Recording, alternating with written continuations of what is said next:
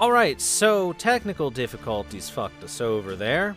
I'm not going to be able to reread that pip until after we've completed section 12, because if I go over into the material list, loading, the main records, Cosmos, and the Lostbelt, it's done in sections specifically, so until I have completed section 12, I won't be able to get back to that part, so we're going to have to do this pip, skip the cutscenes, and then get back to that.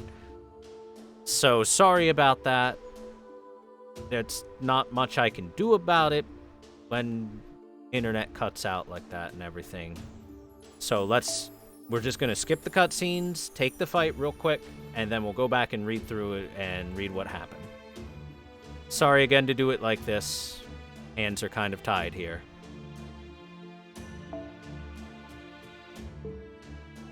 Alright, let's just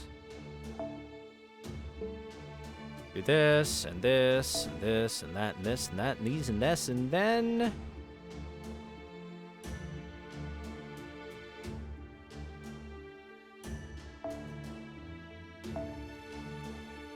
Honestly, Santa's better.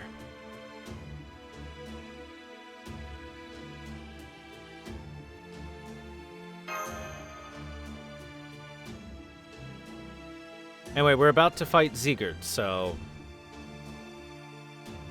let us prepare to fight Sigurd.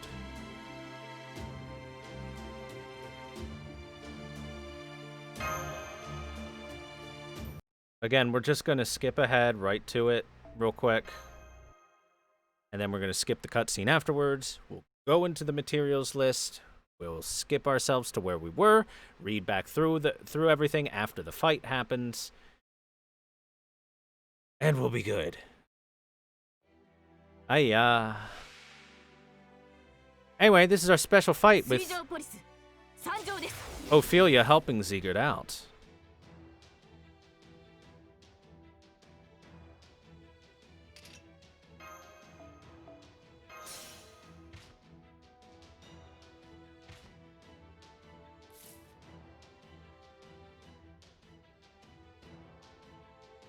But yeah, trust me, they don't stand a chance.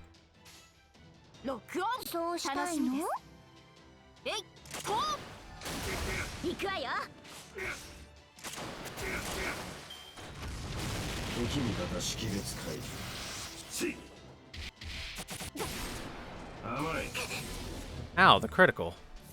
That was a painful crit.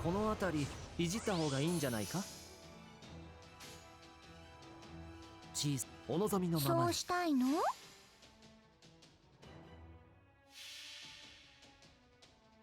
星の宇宙に物見の打て楽園の端から君に聞かせよう。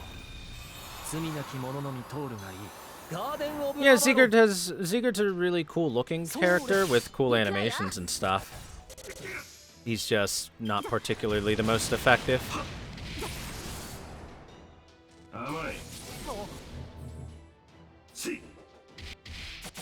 I forgot he applies burn to us through this fight, which is really annoying. Really, it's quite annoying. Oh well. We'll be Daijobu.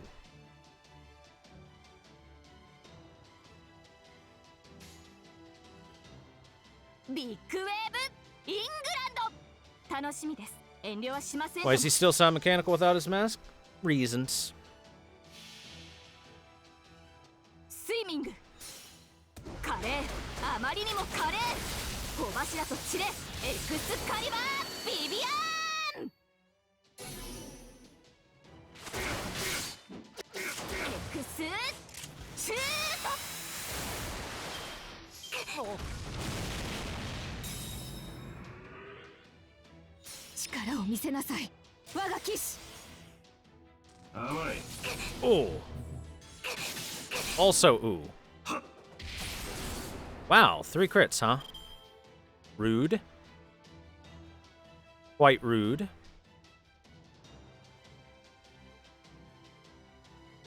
Hold up.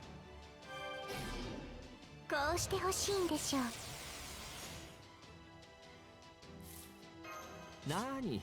何事もやればできるさ。Do I think this will... Probably. Good idea to do one of that. Aw, that's unfortunate.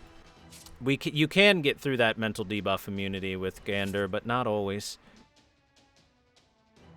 Well, we'll play it on the safe side. I think Kuro will have enough damage here.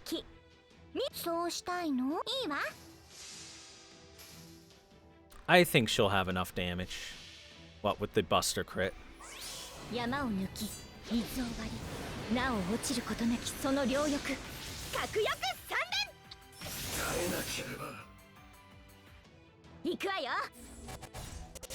that's enough.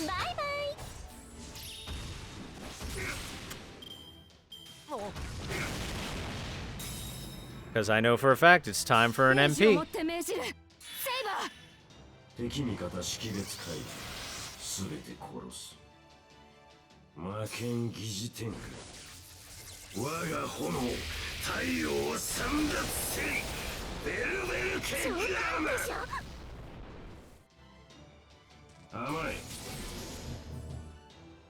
Just as planned. I don't care how much guts you have. Prepare to go swimming. Omae wa mo swimming.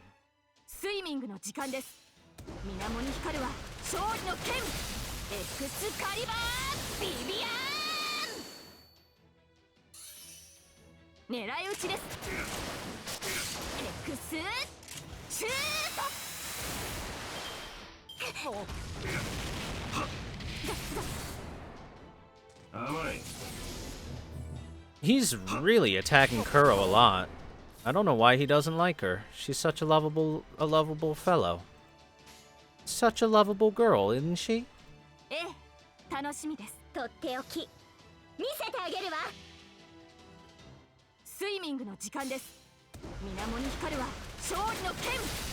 No, please, I don't want to swim anymore.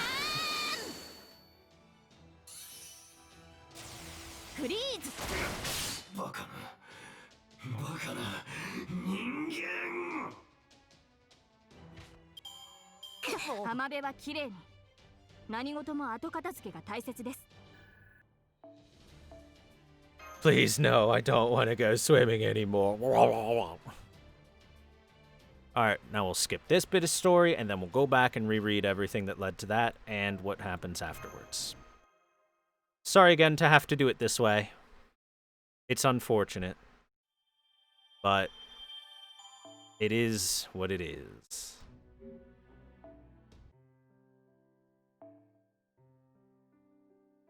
Well, hey, we get to look at a Reshkagul. Isn't that nice?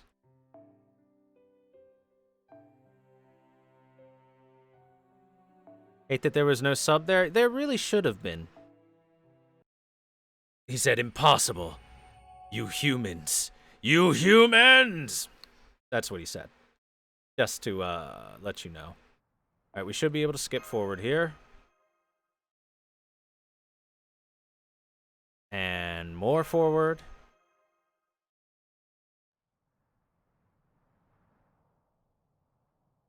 And where are we now? More forward. We can probably go at least one more forward.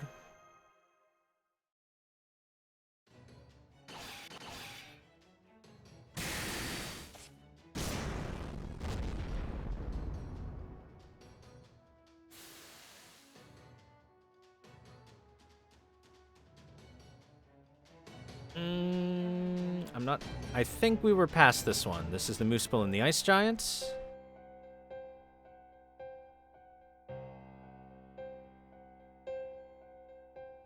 So we want to go forward to right after Ortlinda joins the fight. Yep, we're almost there.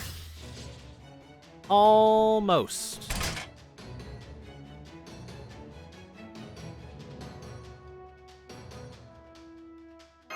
Let's do this thing.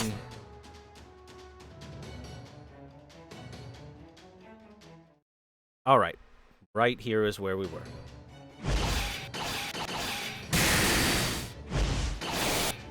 I apologize once more for having to do it like this, but here we are.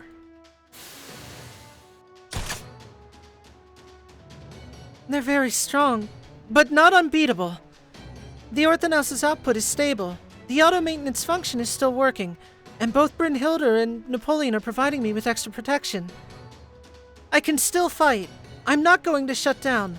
Not before we bring down that demonic sword. Let's keep up the pressure. Right on. I can tell he's feeling the pain now more than ever, but I've still got some concerns. How are you doing, Brunhilde? Do you think you can keep this up? That could be a bit difficult.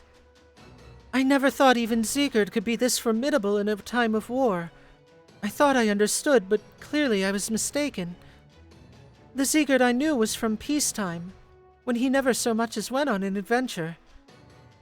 I never imagined facing off against Sigurd with his demonic sword would be so daunting. Ah, what a magnificent hero. Oh, what a frightening man. This is no good. In the face of such a strong, confident warrior, I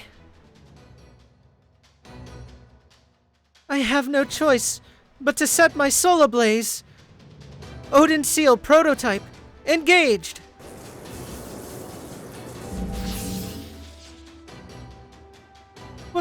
Where is all this magical energy coming from? The Odin Seal prototype, a power given only to One-sama and not us. Ne-sama, One-sama, Brunhilde, would you truly go so far as to defeat us? I just detected a massive surge in magical energy. What in the world is going... Wait, is that... The Odin Seal? One of the primordial runes from the Age of Gods. That's got to be hundreds of times more powerful than modern runes. Easily. It looks like a spell from the Age of Gods, closer to true magic than magecraft.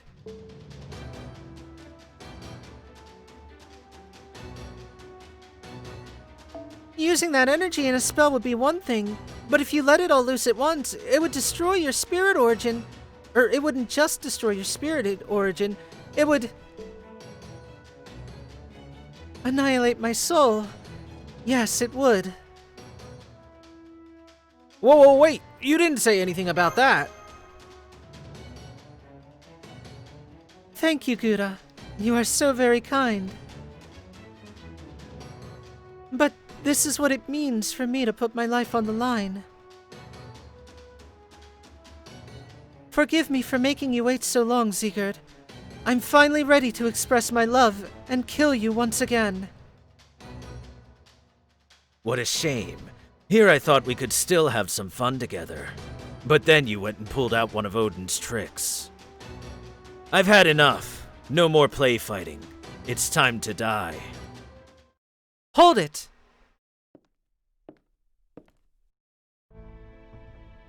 Hold it, Saber. How many times have I told you? You're only supposed to kill the servants.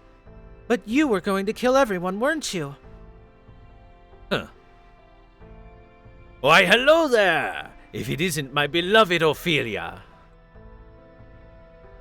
You haven't changed a bit, Archer. I should have killed you when we first met. But I do commend your efforts, much as I hate the result. You just had to go and bring Brunhilde here, didn't you? You honor me, ma chérie. Why, it's enough to make me cry out of sheer gratitude. Ophelia. I see you're here again, Mash. Why? Why did you come? It's our duty. Duty? You mean you feel like you're honor-bound to protect humanity? I don't know. I haven't met enough humans to say whether I feel any obligation to them.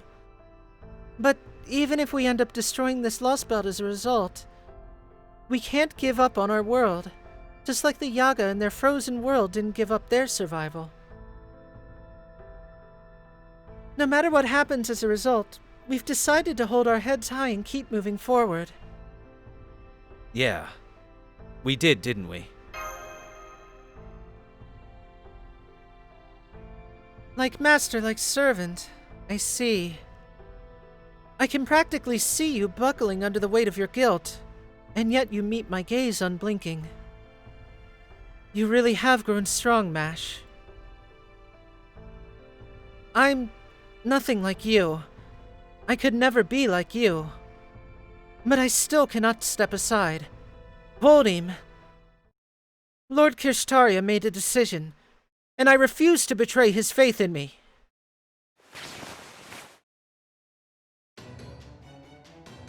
Uh-oh, here comes her mystic eye. Phenomena, Schufen auf. The Odin Seal. What a marvelous primordial rune. Ich will es niemals glanzen sehen.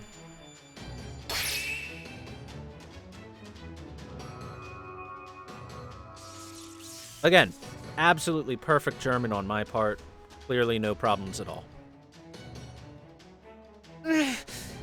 My rune is weakening. You shine too brightly. That's why this eye of mine refuses to see that possibility go any further. Then she is rewinding phenomena, but she can't be interfering with time itself. Even if it were a noble color, a jewel-rank mystic eye controlling time should be impossible.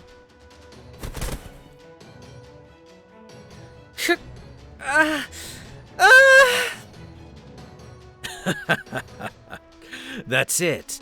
That's what I like to see. Your pathetic spirit origin can't handle the Odin Seal prototype.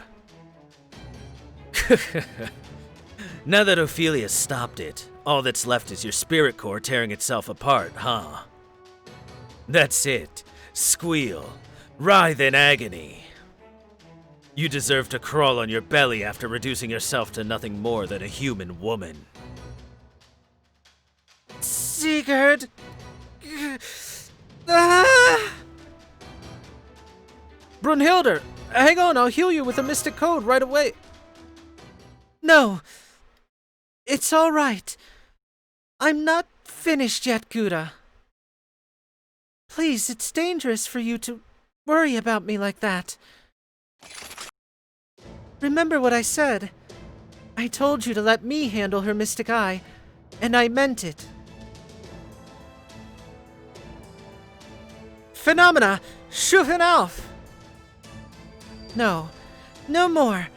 One experience with your eye was more than sufficient.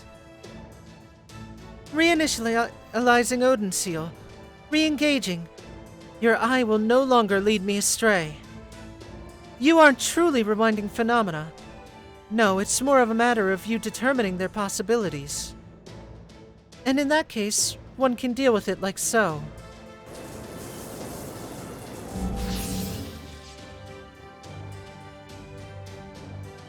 You restarted it, but you're a servant. Your spirit core is tied directly to your brain and heart. Restarting the Odin Seal now would mean completely destroying your spirit core. One-sama! What are you? You can't see it anymore, can you? That is because I have narrowed its possibilities.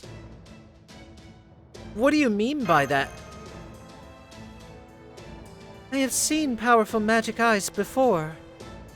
So I will not back down in the face of more, even should they belong to a foreign god such as Balor. Even were my father himself looking down upon me, I will still kill Sigurd! Out of the way. You're chatty for a damn walking doll. Sigurd? No way. That's impossible. She actually fixed her mind in place. She decided there was only one path forward for her and cut off any other possibilities. How can she do that? I doubt any ordinary human could cut off possibilities through sheer force of will. Not even an ordinary demigod could pull that off. But a demigod mad enough to burn herself alive? Well, she just might be twisted enough to wield a demonic spear. Sigurd! Sigurd! Sigurd!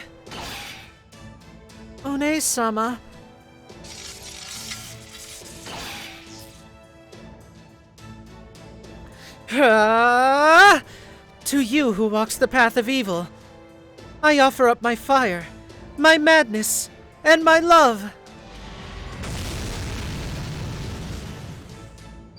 She's going Super Saiyan.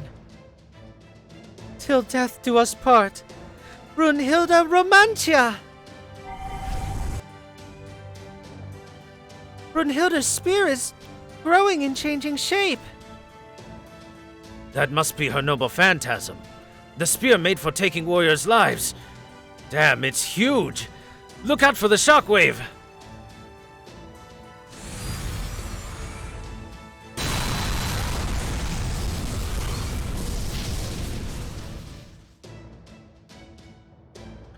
This is my killer spear. The spear made to kill the heroic dragon slayer, the love of my life. Sigurd, by virtue of who you are, it is impossible for you to avoid my blade. It is the great spear, its weight reflecting the depths of my love, that will end you. In one blow.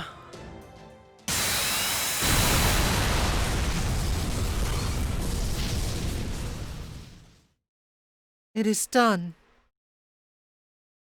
Nice try, but that's not going to work.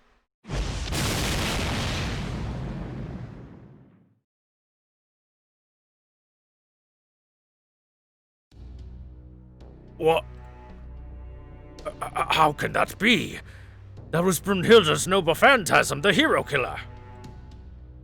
And she just used it on Sigurd, the very man it was created for. It couldn't possibly have missed its target. It should have killed him. So then, how is he still alive? That noble phantasm of yours was definitely impressive. But unfortunately for you, I'm not Sigurd.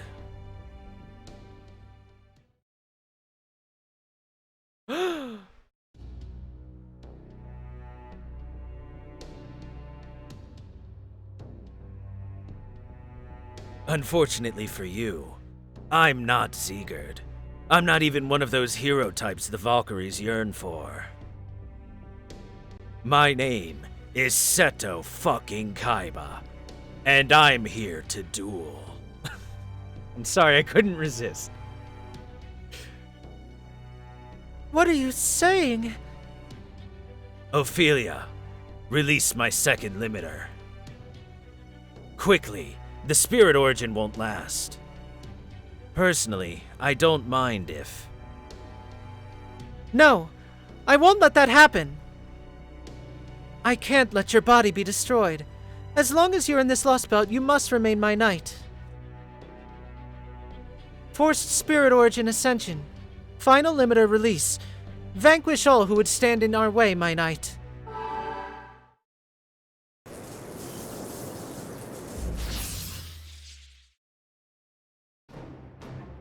Final limiter released. Commencing eradication utilizing heroic spirit Sigurd's full capability. Ah, I feel so much lighter. It's so nice to finally be rid of that awful mask. I can't imagine why he'd want to wear something like that. What a nut job. Well, well, so that's what you really look like, eh, lover boy? I see Graham's change color, too, and it looks like you're putting out exponentially more magical energy than before. This ought to be fun. I even like the glasses. They make you look smart, even sensible, no matter how viciously you're wielding your demonic sword. Maybe I should try some on myself. Ah, you mean these. I'm told they signify the wisdom of the gods or some such. I doubt they'd look good on you. I don't know. I think they might. Well, how about this? If you can kill me, you can try them on and find out. Feel the power of my demonic sword. Did he just create fire by swinging his sword? Sorry, I guess I went a little overboard with the trash talk. I meant to dodge out of the way, but it was a little too slow. It's okay. Luckily, I was able to raise my shield in time. Master, did you see that? didn't look like he inscribed a rune. That's true. Rune Magecraft relies on drawing sigils and patterns to shorten the incantation.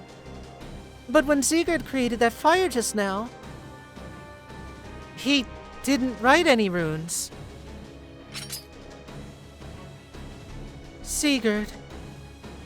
No, you aren't Sigurd. You are...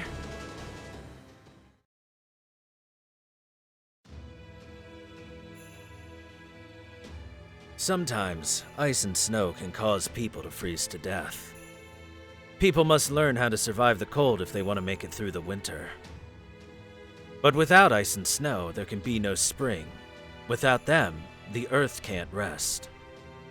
So you mustn't hate them for being cold.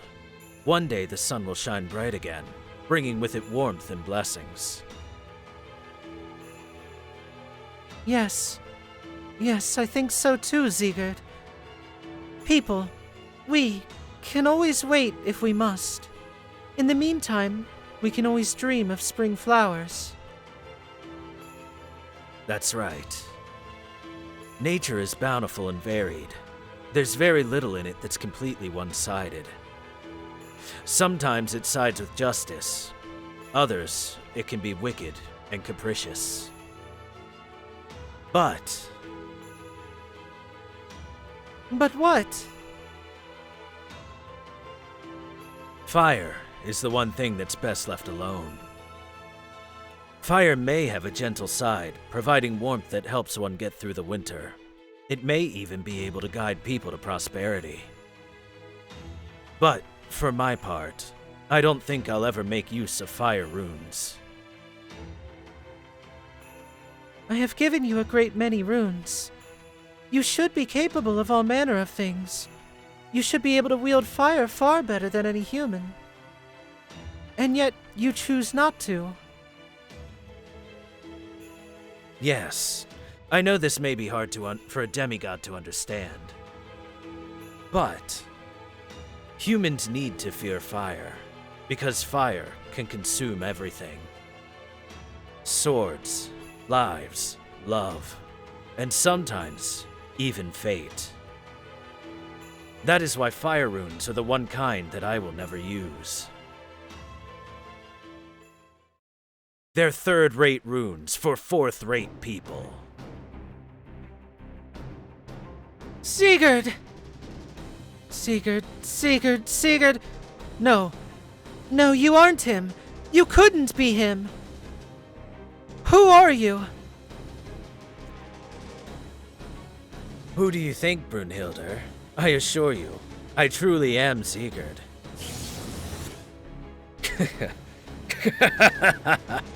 What pitiful creatures humans are. If only you were a god, you would know what this fire in my soul signifies. Pitiful, pitiful, pitiful! How unsightly. I can't stand to look at you any longer.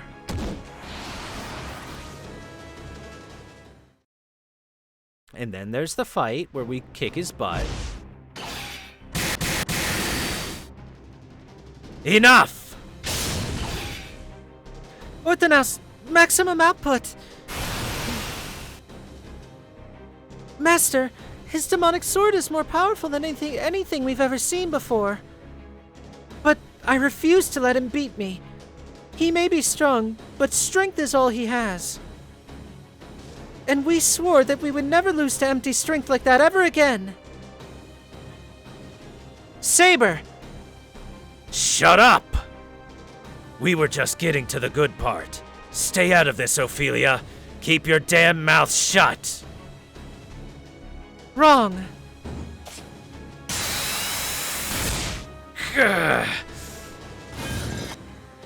Who are you? Who are you? Sigurd? No. You! What are you doing? Me. I'm...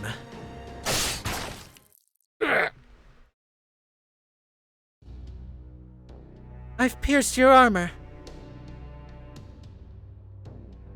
Can you feel that? You who wears Sigurd's face. My spear has destroyed your armor, torn through your flesh, shattered your bones, and cut your spirit core in two. Every thrust of my spear, every cannon shot, every shield bash wore you down bit by bit. And now at last, my blade has found its mark. Brunhilde! Oh! Kyo!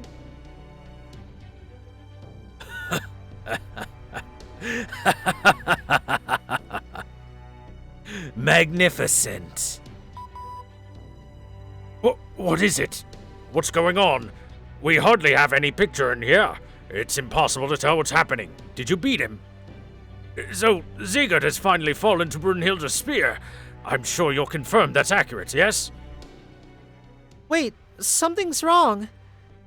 These magical energy values are strange. Watch out, this isn't over yet.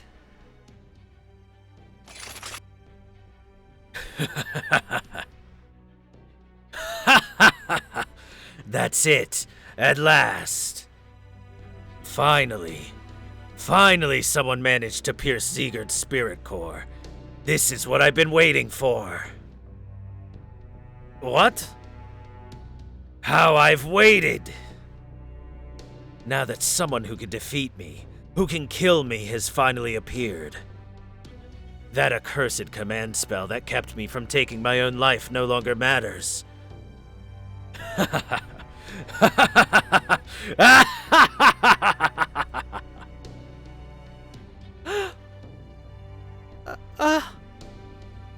Saber, what happened? You can't have lost. My knight Sigurd couldn't possibly lose. That was why I released your final limiter. Ophelia?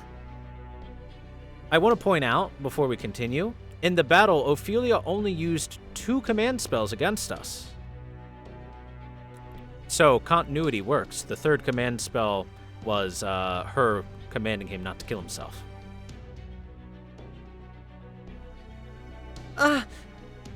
This can't be happening. No. Phenomena, schuven auf! I won't let a new saber be born from Sigurd's destroyed spirit core. Ich will es namens Glanzen sehen! Don't bother. The Valkyrie was kind enough to show me how to get around that. Did you forget already, Ophelia? True, I might be just another phenomenon myself, but I still have a mind and soul. No, Mash! I can't stop him! Once he breaks Sigurd, his shell, it won't be long before he's here. I can't stop him. I can't! And after Lord Kishtaria entrusted him to me, the flames, they're coming!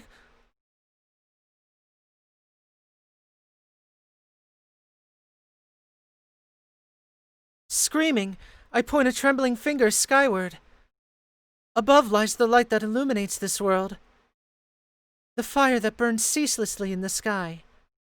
The oddly large ball of flame that oversees the entirety of the Scandinavian Lostbelt. The star that sits in the middle of the sky.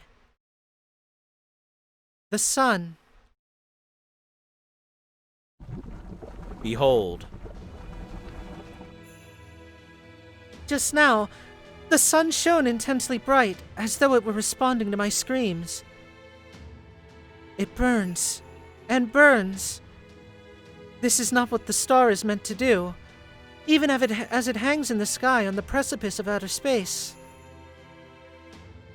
It begins to undulate like a fetus moving in a womb. This is not a proper star. This is no star made of mere flame. It's far more akin to the magma that bubbles deep beneath the ground, only more foreboding. I wish I could look away, yet my mystic eye still casts its gaze upon that awful sight. There's no possibility of stopping it. Its turbid, fiery streams wriggle and squirm, and now... They spill out. They're falling. They're pouring into the ground.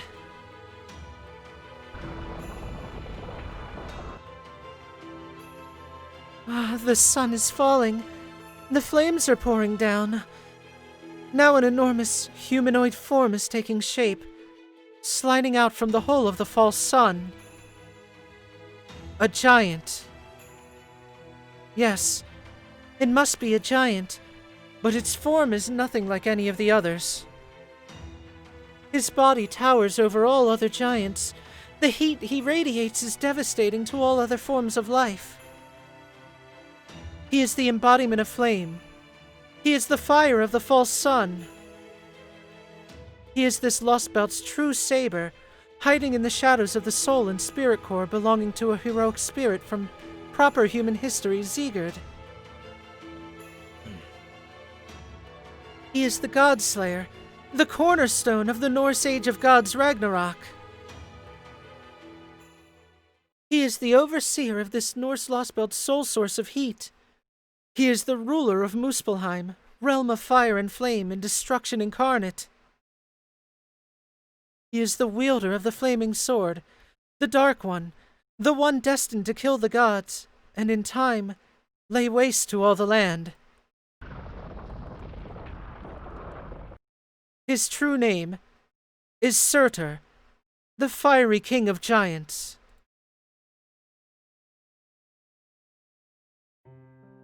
Yeah, that's a good reveal. That's a really good reveal. So that's why Ragnarok didn't happen. He was just chillin' being the sun for a little while. Alright, now on to section 13. Bringing Twilight here once again. All we have to do is go kill a guy that goes around killing the Norse pantheon. No problem. Right? Easy peasy.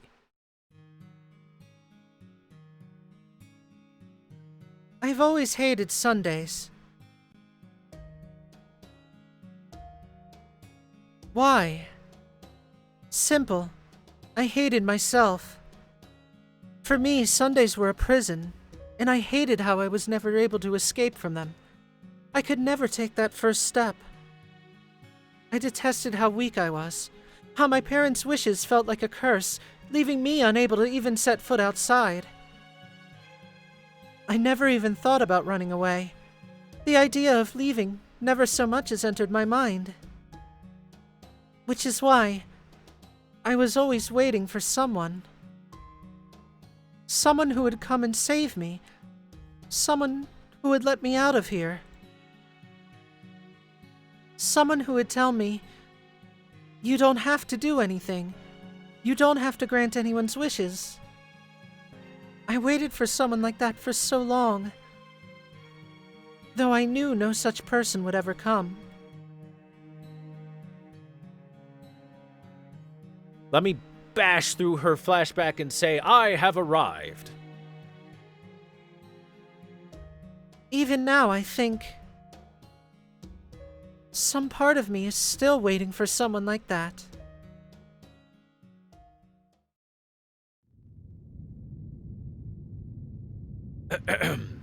If you would be so kind as to look at my resume, I believe I can accomplish the task you set out. The moment the sun fell, every giant across the Lostbelt looked up at the sky and roared in unison. All at once, the featureless mask the Queen had placed on their faces in order to control them shattered. As their masks disappeared, so too did the days they had spent slumbering without a king. Now they were truly awake. The giants' roars echoed throughout the land, singing the praises of the king who would bring about Ragnarok in a language humans could never understand. O king! O king! O king! Surtur, wielder of the flaming sword! Carry on our battle! Carry on our war! It is not enough that the old gods are dead by your hand. We must raze this ancient land to the ground. Let Ragnarok commence. Bring on the joyful times, the end time. Let us begin the destruction. Now is the time.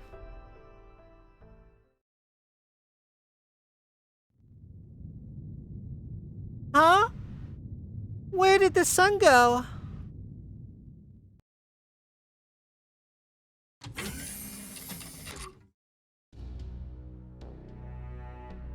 What is going on? Holmes, what about your wound? Weren't you supposed to be recovering for another 2 days? Indeed, and I am still rather enjoying the effects of the painkillers, but I will gladly take that over missing the climax. A great detective can only forestall his entrance for so long, after all. Well said. I expect nothing less from my administrative advisor, and proud to have such a responsible subordinate. Now then, I'm sorry to ask this when you're still so tired, but would you mind explaining what's going on? Just when I thought we had defeated that accursed Sigurd, the sun went and fell out of the sky. And look at that. There's no way that isn't some kind of giant, is there? Every bone in my body is screaming at me to get away from that thing as quickly as possible. Do you have any idea what's going on? Good question. I don't know if it's the same species as the other giants, but it's definitely big enough to qualify. But unfortunately, our instruments aren't really doing us a lot of good here. It looks to be a monster that changes size depending on how it's being viewed. This isn't some physical calamity like Ivan the Terrible. It's a conceptual one, capable of destroying the world. So, I was too late. This is certainly enough to make me rue my principle of never discussing something without first obtaining conclusive proof. The flame that flickers across this Lost Belt's northern mountains, it fell from Muspelheim, the Fire Realm. As for the enormous sun, I believe it is most likely Muspelheim itself, given form by the gods. In other words, the body of Surtur, the giant of Ragnarok.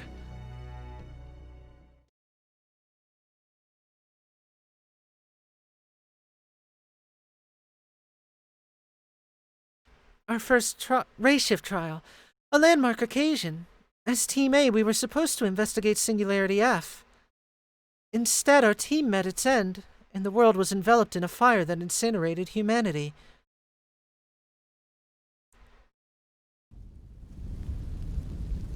Fire. Fire. Fire. Nothing but fire as far as I could see. My mystic eye is one of prolongation. Its rank is Jewel. It lets me see possibilities. You could say it's a form of precognition. Once I see something, I can pin it in place, but that only lets me temporarily halt possibilities I do not desire from coming to pass. Its true nature lies in seeing the myriad possibilities before me. So then what is this? Now that we're trapped in our coffins, the possibility of us escaping the death that approaches us is distant. Far too distant. It may not truly be zero, but it may as well be. No matter how far I stretch, I can't reach it. I can't hope to pin down anything. If an enemy were here, I might be able to stop them from attacking or casting a spell. But this is beyond me.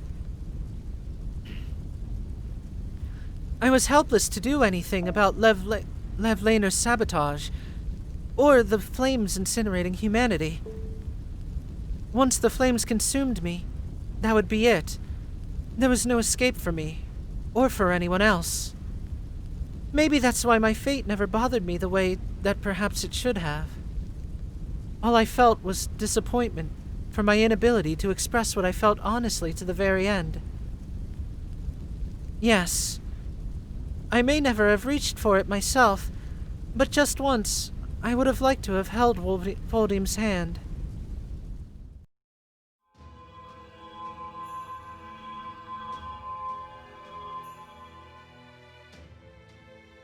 Congratulations on your rebirth. I always believed you could save the world. Greetings, Kirshtaria Voldim. Will this work for conveying information to you? I must say, using words is such a bother.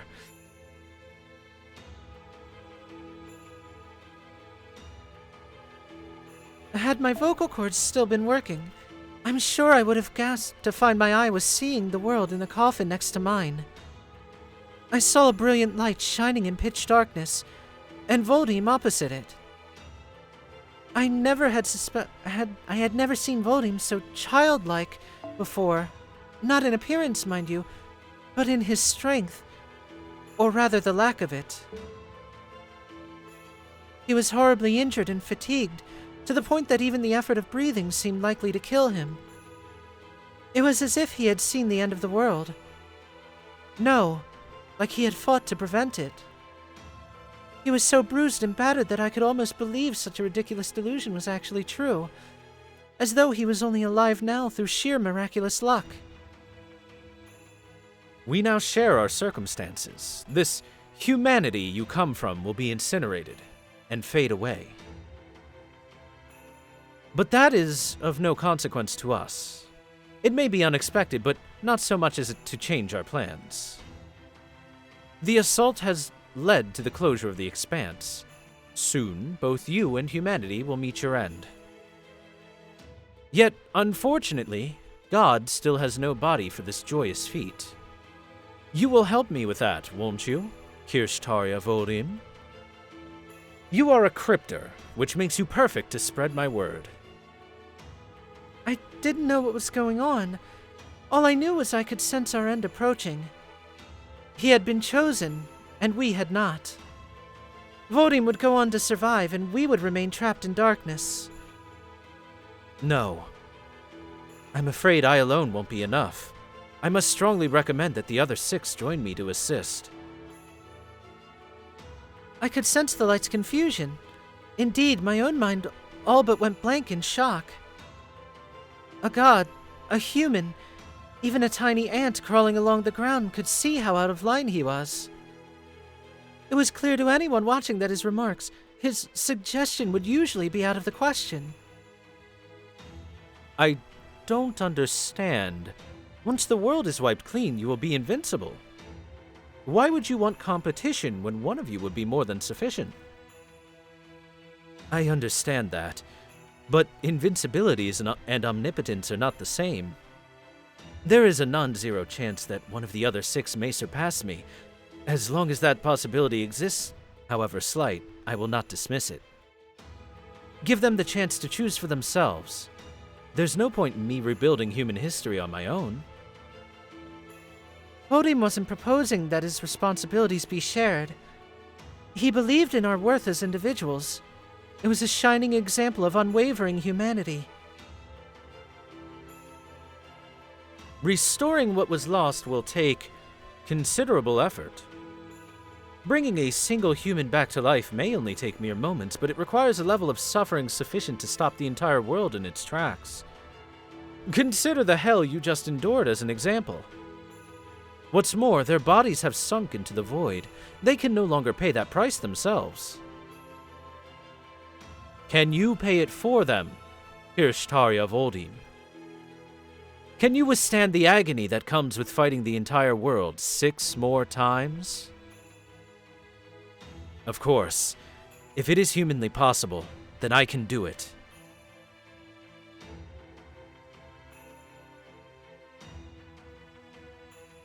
I saw it for myself, clear as day. Even as every breath ravaged him, spasms of humiliation and despair rocking his face. I saw him unflinchingly declare himself to that light.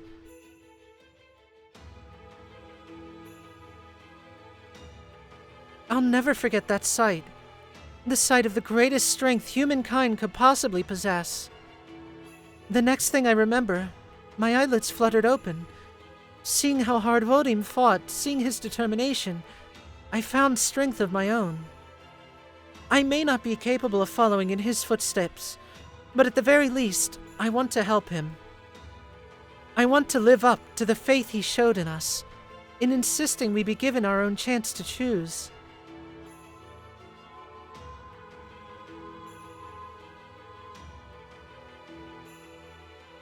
Circumstantial change confirmed. The price has now been paid. I have a proposal for you chosen ones. An offer for those of you who were cast aside. If you desire acclaim, then choose rebirth. If you desire indolence, then choose eternal sleep. It makes no difference to God.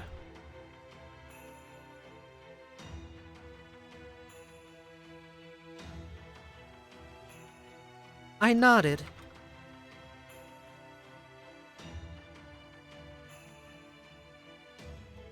The light grew brighter, blinding me.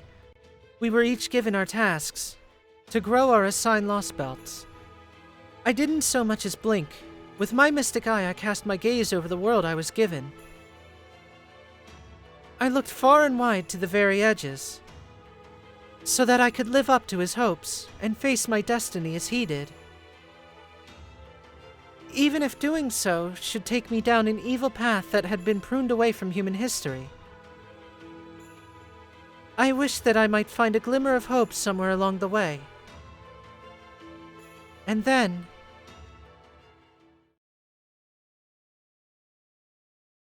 my right eye saw something so very far away, in a Norse world unlike our own, bound to one day be cut off from humanity, where fiery destruction raged as well.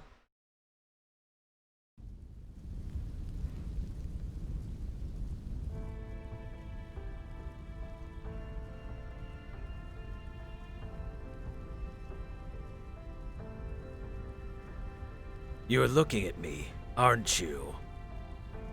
Who are you? Not that pompous fool, Odin. I reduced him to ashes. Not the ferocious Fenrir. Him I ate. Are you one of the surviving gods? Yes, I suppose one of the gods did escape my flames. I see. Then you must be Skadi, the goddess of snow. No, I'm not. I'm me. I'm a woman who was meant to die in a world consumed by flame. You don't say. Who are you? Are you the sixth imaginary element? A demon? No. I am flame. The flame destined to consume all of the Norse lands. I am the last remnant of Ymir's wrath. Norse. I see. Now I understand. Perhaps it's my old Nordic bloodline that's to blame. You must be Surtur. You don't say. The fiery king of giants. The Dark One. The giant of Ragnarok who once ended the world. So you do know who I am, woman. Fascinating. So you are seeing my flame even as you die from the flames consuming your own world. That's right. I am the one who will bring an end to all things. I am the one who put an end to the gods and their prattling on about fate. I consumed the land, humans, everything. I will end the age of gods. I will end the entire world. I will see that there is no tomorrow. Well, that's not how the legend goes. According to myth, your flames consumed the Norse Age of Gods, but it's followed by the Age of Humanity. That is what was fated to be. But I don't care. What need have I of a future I cannot see with my own eyes? Everything should end with me. When this planet ends, I will have the final laugh as it all fades away. At least, that is what I swore to myself. But I see. I see. You failed too. Yes, I failed. I've spent a considerable amount of time struggling to free myself from Odin's prison.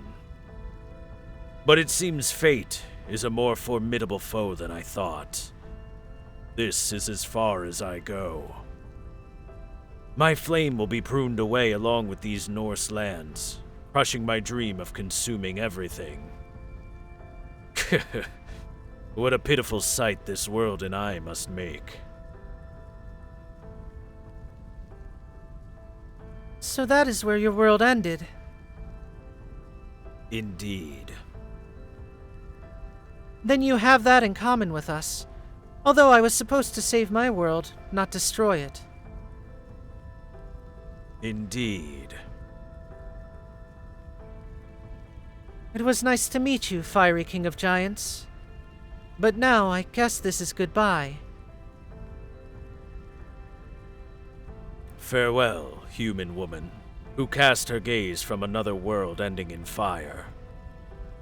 If by some miraculous stroke of luck, you should ever happen to lay your eyes upon me again, I shall show you my flaming sword. Kinky. Your noble phantasm. The end of this planet.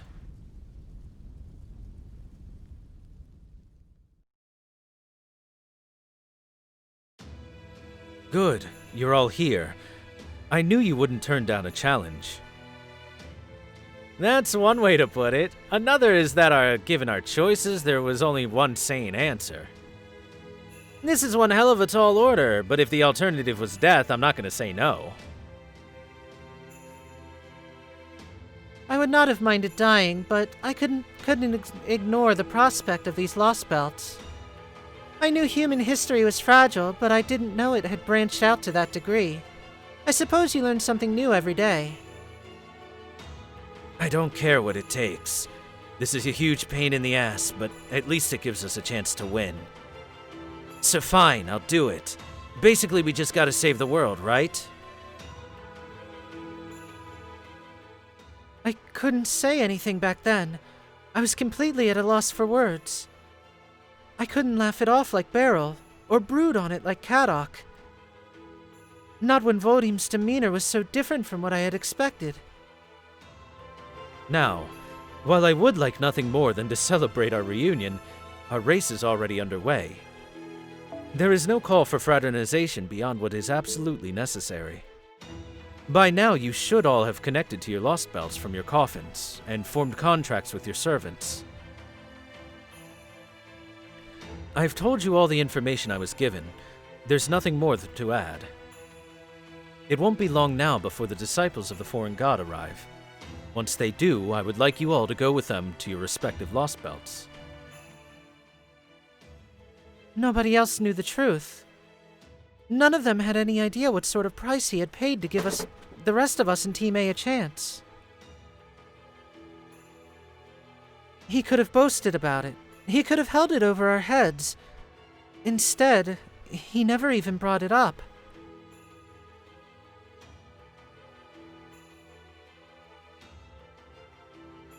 I don't understand.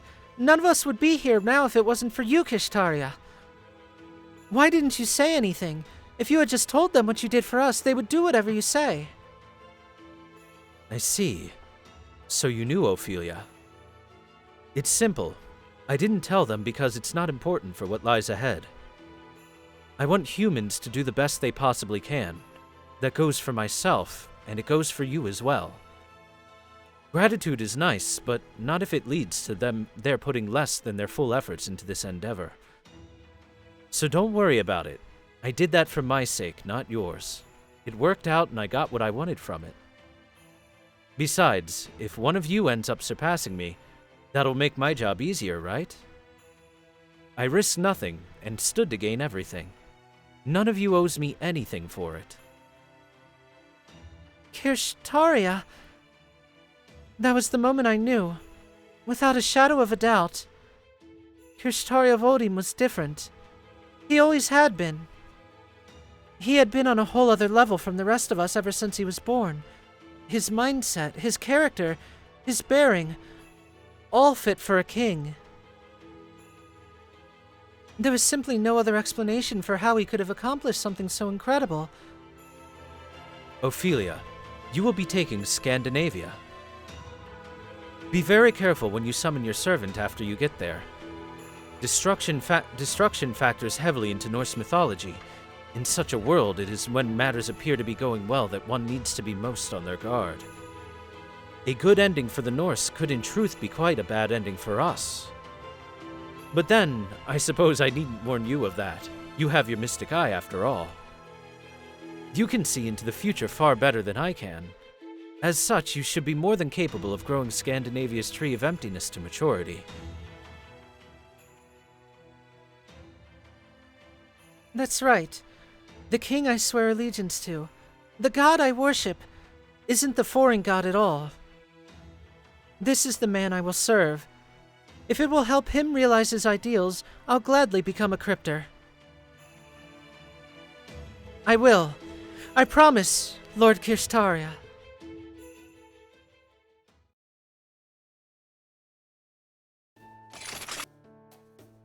I see. So this is a servant. Your body is made of ether. You might not like how it feels, but try to get used to it. I'm glad you were the one who answered my summon, Dragon Slayer, wielder of Graham. I know it was a special summon ritual, but it's still fortunate that I was able to get you without a catalyst. Maybe it's because of my mother's Nordic bloodline. That certainly seems a far more likely cause than my father's fondness for Richard Wagner. Wagner? Oh yes, sorry. In my world's history, Sigurd and Siegfried are different people. So that makes my mother's bloodline seem even more likely. At any rate, it's nice to meet you, Saber. My name is Ophelia Farmsalone. I have to say, I'd never have guessed you would exist in this Lostbelt. I would have thought... You're not wrong. The heroic spirit this body belongs to isn't from this Lostbelt. No, that can't be right. We cryptors are meant to form contracts with a heroic spirit that is tied to our land. Ophelia. I see. So your name is Ophelia Farmsalone. Ah, that's quite a lovely name. Farmsalone. It puts me in mind of thrones. A type of angel. If you are to be an angel, then you should serve me as your god. What are you saying, Sigurd? Oh, come now, don't be so cold. You already know who I am. From my perspective, we just met the other day. Is that not true for you? I'll never forget that gaze of yours, the way you looked at me right before my world. My reality was pruned away. I remember looking you right in the eye, Ophelia. Those eyes! You're... You saw me, and I saw you. Rejoice, daughter of humanity. In that moment, our fates were intertwined.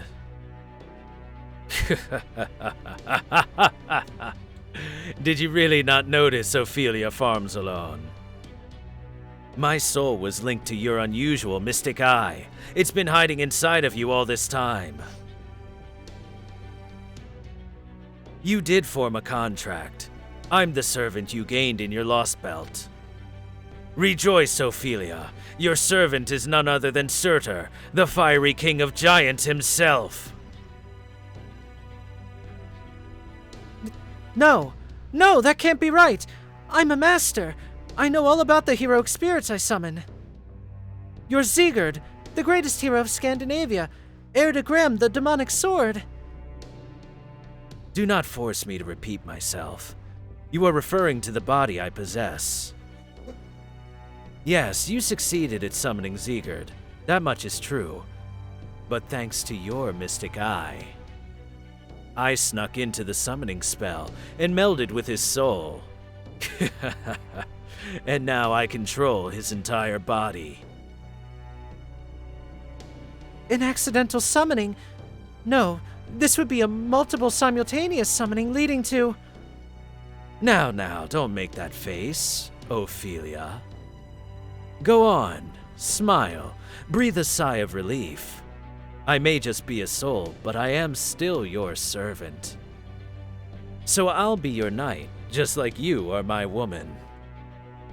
Now, what do you say we seal the deal? Stay back! Don't come near me! A command spell? By all means. In fact, that's one of the things I want the most. Go ahead, tie this body down, destroy it. What? That infernal Odin imprisoned my homeland, my foundation. Muspelheim has been left behind in this lost belt. I have to get it back. If this body is shattered, my soul will be freed, and then I will destroy Odin's prison, and that false son of his will fall. Once that has happened, I will materialize in my true form as the fiery king of giants. The sun? You mean that enormous sun is actually... Yes, my true body. Or rather, the prison Odin built to hold it. Did you mages of proper human history not know? Muspelheim, realm of fire, home to all Muspel, is in fact my own body. It is the endless flame burning with an insatiable hunger for destruction. I will need it to resume Ragnarok, which was so rudely interrupted. Odin's seal was quite solid, but thankfully, you saw to that when you released my soul. The rest is easy. I'll escape this shell and my soul will be destroyed, will destroy my body's prison from the outside. That prison may be difficult to escape from within, but it's all too vulnerable from the outside. I struck Odin a fatal blow after I devoured Fenrir. The Allfather clearly didn't have the strength left to secure my prison from both sides.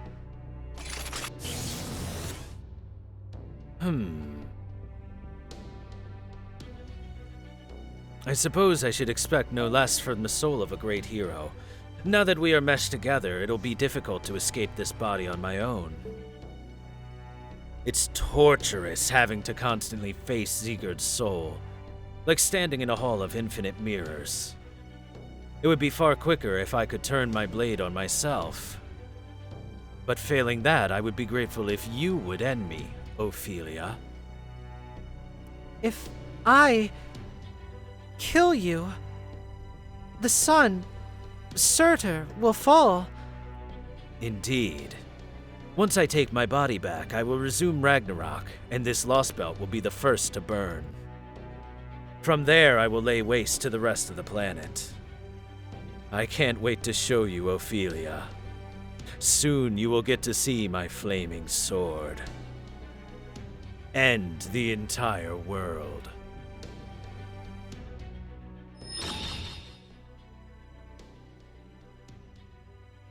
Instead of screaming out in despair, I quickly use a command spell to forbid him from killing or harming himself. Surtur is the king of giants, the destructor in the end time. I can't let him escape Sigurd's body. If he does, everything will burn. It'll be the incineration of humanity all over again. No, not quite. His fire would have to extend into the past to match the incineration of humanity. But his fire will burn everything in the present and leave nothing for tomorrow. All of a sudden, it felt like something was twisting my heart.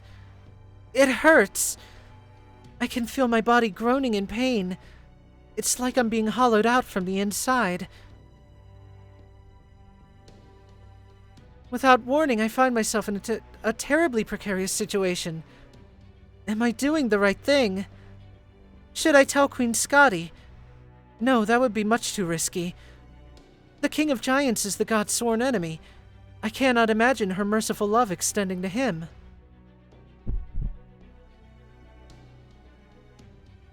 With every thought, I can feel my body groaning under the pressure. It hurts. Something is interfering with me, with my plans. What should I do? I can't make this call on my own. But what choice do I have? We cryptors can't interact directly. I have to resolve this situation myself. Besides, we're not allies. Not really. Once we manage to grow our trees of emptiness to maturity, we'll just end up competing for each other's territory. In the end, there will only be one territory left. I can't afford to show any weakness. That's why.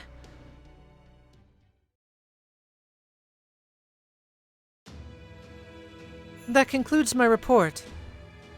I see. You did well to bring this to my attention, Ophelia.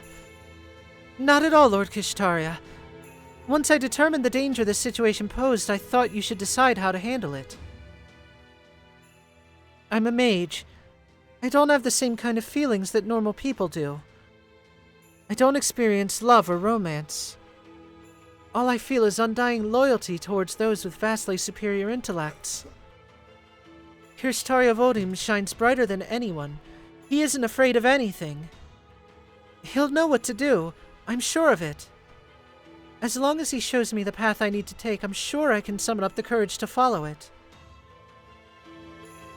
Ophelia farms alone. Yes, Lord Kishtaria.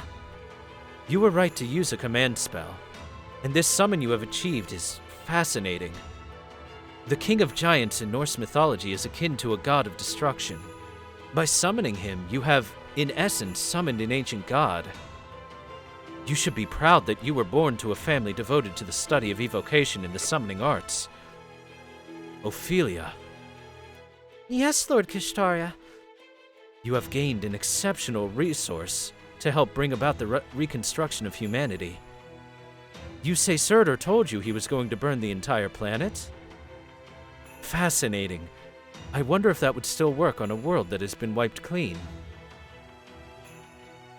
At any rate, the data would seem to indicate that you have him fully under control. As long as you can continue to rein him in without incident, he should be a tremendous asset. Though, of course, that does pose considerable risk. Understood. Then I shall do my best to live up to your expectations, Lord Kishtaria. From here on, I will address my half-Surtur, half-Sigurd servant as Saber, and turn his power to our cause. I vow that I will grow my Lostbelt to maturity with his help.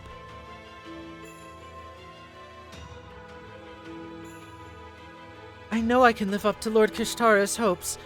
I know I can fight. Building a relationship with a heroic spirit that has a mind of his own, controlling one's servants, these are key problems every master has to face. I can manage it. This is what I've trained for. I won't fail. I will grow the Tree of Emptiness to maturity. I'll ensure this Lostbelt continues to flourish alongside the Queen and the most powerful knight ever to live. The tree continues to grow well. It has been all this time. Everything is going well here.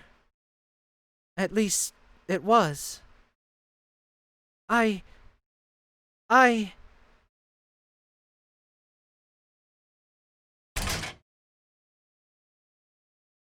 Enchanté, Cryptor. I am a servant from proper human history, the only hero of humanity in all of Scandinavia. Hey now, what is the matter? What are you so afraid of, mademoiselle?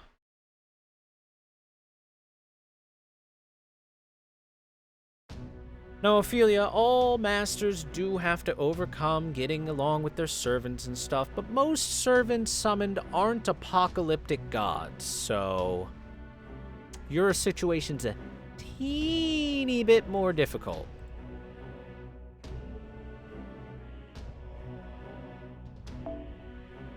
We shall now head off to take Surtur on in combat.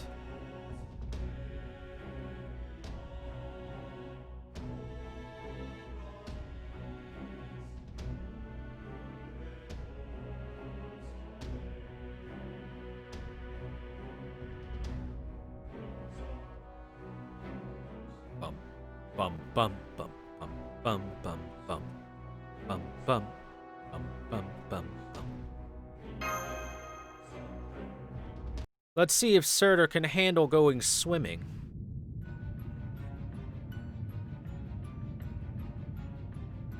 The false sun is rising, or falling. The fiery king of giants returns. In the book of Genesis, it's written that the Creator rested on the seventh day. In this Lostbelt, fire is what comes on the seventh day. Not a day of rest, but the day of Ragnarok. After Wednesday, Odin's day. After Thursday, Thor's day. And Friday, Freya's day. Then after Saturday, Saturn's day, the day of the sun finally arrives. The false sun, the ball of fire glowing in the sky, is falling to the ground instead of remaining aloft. It shakes and cracks the ground, shattering mountains as it shifts and writhes to stand on its feet. In proper human history, this event manifested in the eruption of Mount Katla, but not here. Our myth is this world's reality. Muspelheim, realm of fire, land of flame. The blazing inferno standing in for the true sun in this Lostbelt sky. Now the Muspel's leader, Muspelheim itself, descends upon us. One of the great kings, the one who will cast Twilight's pall far and wide, arrives as a sun gone mad. The only king of giants in all the world, Surtur, and his great flaming sword.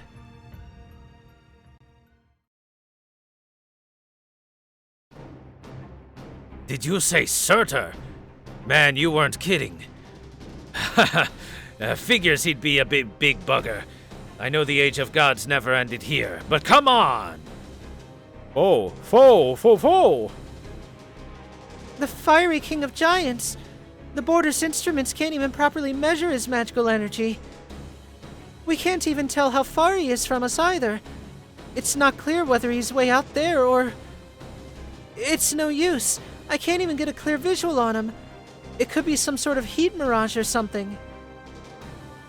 Either way, it's impossibly hot. Make sure you stay behind me, Master.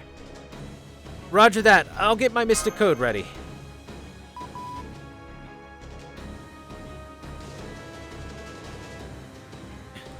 I strongly advise you keep your distance, Mr. Gouda. Your Mystic Code may have been outfitted to accommodate Russia's extreme cold, but it is not nearly so effective against extreme heat. Make sure to remain where Ms. Kyrielite can protect you. Holmes, you're healed! Thank goodness. Absolutely. I've had plenty of rest. It was nice to fall asleep without anything on my mind for once. But I also cannot deny that it was dreadfully dull. You will have to inform me about your recent escapades when we have time. Is this really the time to just be idly chatting up with each other? The temperature outside the border is skyrocketing even as we speak. It's enough of a shock learning that giants and the like exist here, but now we find that they have a king? There's no telling how many reports I'll have to write now, assuming anyone would even believe them. Granted, it's not as though we're making any of this up, but once this Lostbelt disappears, any credibility those reports will have is going to disappear along with it. Oh, hello, Mr. Gordolf. I see you're finally beginning to understand some of the problems Caldia has been facing this entire time. Perhaps now you may understand why, at first blush, our reports from the singularities may have seemed so preposterous. Never mind that now. We're in danger here. Get us the hell out, right away. It's difficult to tell with all this fire, but I don't think that giant is as far away as he looks. You're right about that, Monsieur Director. I've got a feeling he's way closer than you think. Hey, King of Giants! Surtur, right? You're not just gonna go away on your own, are you? Am I right to assume you're our enemy?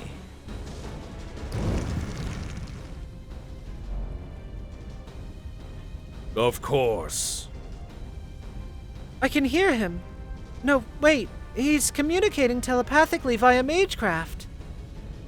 Here he comes. You two, keep Brunhilde safe. Got it. Mash, maximum output. Focus everything on defense. Yes, Master. Orthonaus, maximum output. Switching over to defensive mode.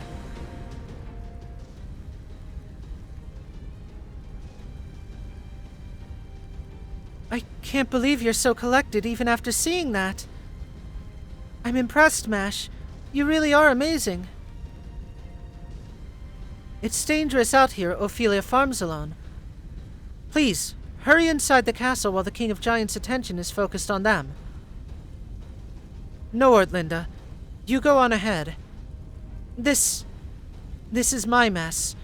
I need to be the one who cleans it up. Ophelia!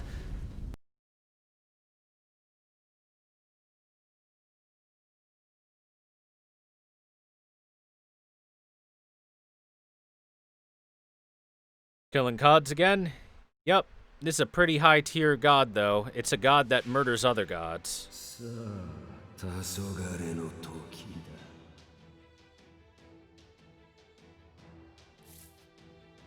And he's a big boy. A really big boy. つまんない連中だな。他にやることないの？こうしてほしいんでしょう。そんなに見たいの？無駄打ちはしません。じゃあこういうのどうだ？つまんない連中だな。他にやることないの？ Now, who do you think would win, everybody? Ancient Norse devourer of gods and bringer of Ragnarok? お任せ。夢のように片付けよう。 Or 12-year-old magical girl? とっておきいいわ。 Only one way to find out.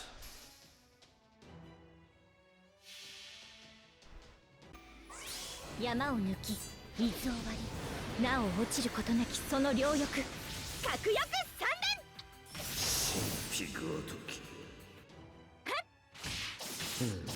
連。バイバイ。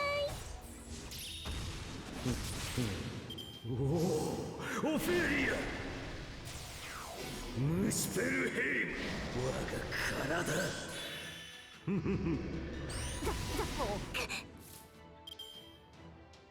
ホールドアップ。 You fool. You absolute 君の導き idiot. を信じよう。さあ、行きなさい。 How do you put out a fire? Excessive amounts of water. しませんとも。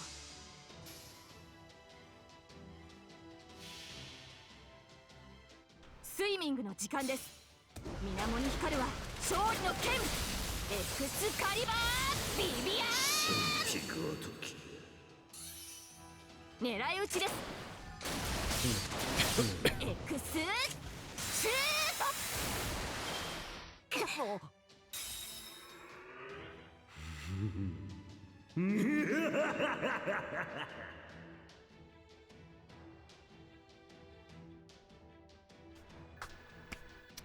Magical lolly plus squirt gun. Easy victory.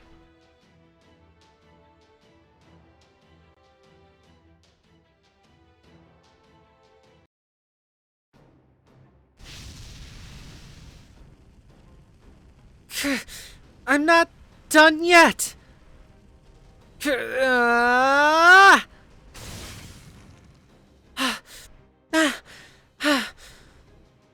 I fended off the first wave of Surtur's onslaught, but I'm afraid this heat and pressure are so intense that...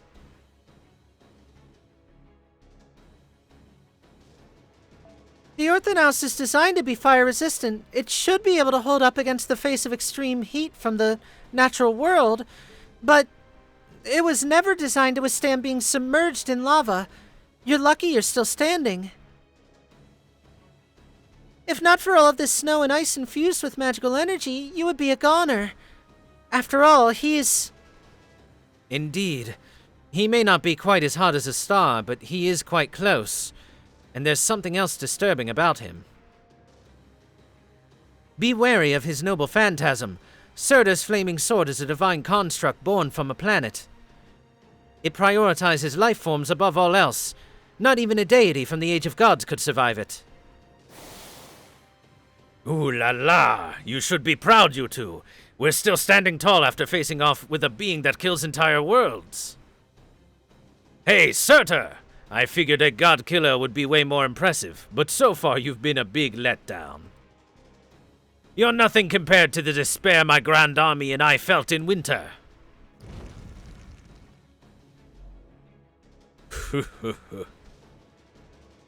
Winter, you say? All that I have for you is fire. Oh, whoa, Q! Here comes the second wave. Keep that shield up. Once we get through this, we'll launch a counterattack. Yes, Master. I won't lose, even if we're up against a divine construct. Position secure with a bunker bolt. Assuming full defensive. Out of my way.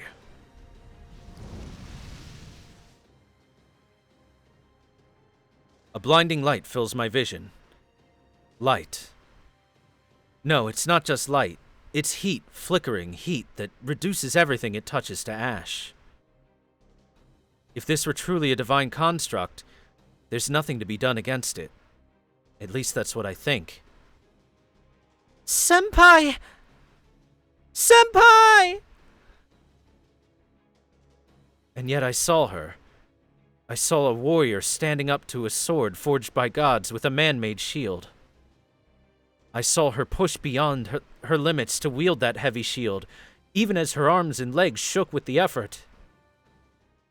And I knew that it was time for me to make my stand. My spirit core may be damaged, but as long as I can move, I have a chance to atone for my sins. You two. It seems this body of mine has caused you a great deal of trouble. And so, I have no choice but to use it to make amends.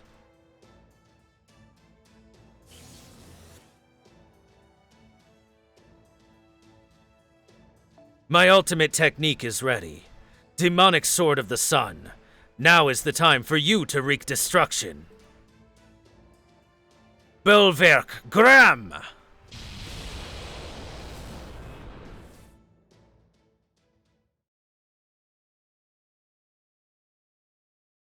Chat, Seto Kaiba has joined our team.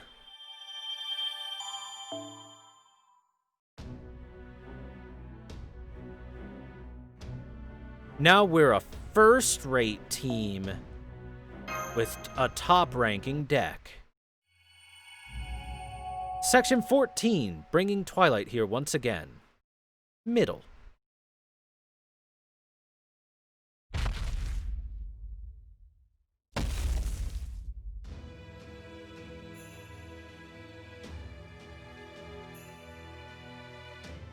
Fire walked the earth.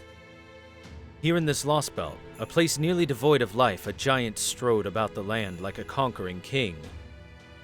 Onward he walked, never straying from his path towards the Lostbelt's fiery northern mountains. He is the king of the giants, the king of fire. The giants that gather at his feet are crushed beneath his heels. The ice beasts drawn to his light are melted in an instant. He is a lofty king. Though he may carry me on his shoulder, I am well aware there is no one who can truly be close to him. There's nothing else that can view the world from his great height. No, that may not be quite true any longer. Oh no, it's Ophelia. Didn't know who was narrating, so it was just Thor. My mystic eye can see it. An enormous tree beyond the fiery mountains stretching towards the heavens. A figure just as imposing as the King of Giants. The Tree of Emptiness.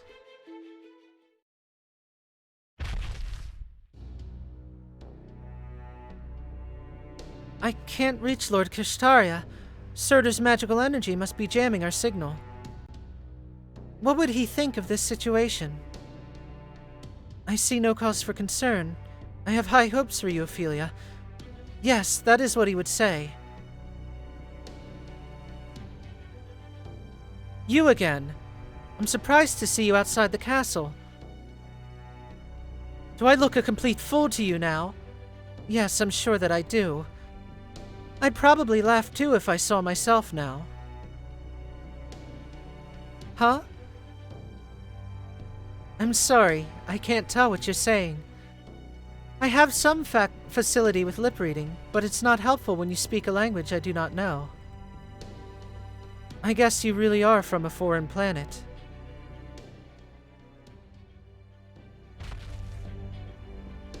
Dumbass. Can hardly freaking believe she's a crypter, too. Not one damn bit like the other one. This one's just a stupid little girl who can't bear to let go of her ladyhood. She might as well be carrying a cracked jar of oil into a bonfire. It's as stupid as a maiden walking along a shore barefoot. Between her and the Queen, there isn't a single woman here who can tell a good man when she sees one. Screw this. I can see where it's going, so I'm just gonna head back to the temple. And you, Foxwoman?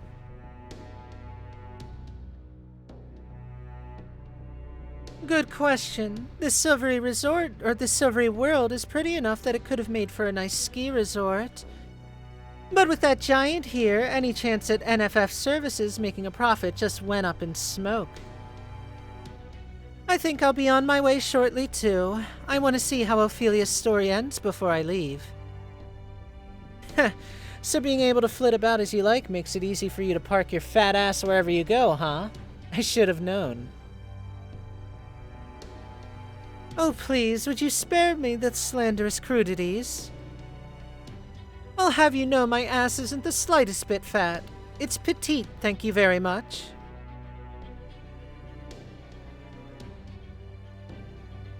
Gotta say, though, I'm disappointed in Queenie here. I can't believe she's just sitting back and letting Surtur get resurrected like this.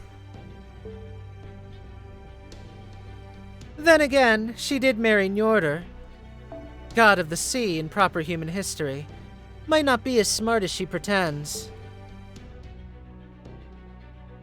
I'm afraid you have it backwards, Kindness. Look at it this way. Surtur was just that much of a blind spot for her. He represented something so antithetical to her worldview, she couldn't conceive of his existence. This lost belt was finished the moment she lost the ability to consider that much. Why do you think it was pruned away? It's like an insect that couldn't even tell it was being exterminated. That said, I doubt that Her Majesty would have done anything about Surtur, even if she had learned of his relationship to Sigurd. Oh? That means she's just the sort to sit back and let nature take its course? Or does she just pity the crypter? Indeed, I imagine the Queen feels compelled to keep herself in check, so as to be responsible with her overwhelming power. I suppose it's an admirable enough quality for a human. But sadly, she doesn't seem to have realized that way of thinking limited what her Scandinavia could do as well. Anyway, none of that is my business, and I'm more than happy to keep it that way. And that's about enough chit-chat. I've got all the goodies I came for, so I think I'll be on my merry way. The next time we meet will be on the sea, won't it, Kindness? When we do, I expect to see some rare and valuable merch that can't be found anywhere on land. Peace. Ha!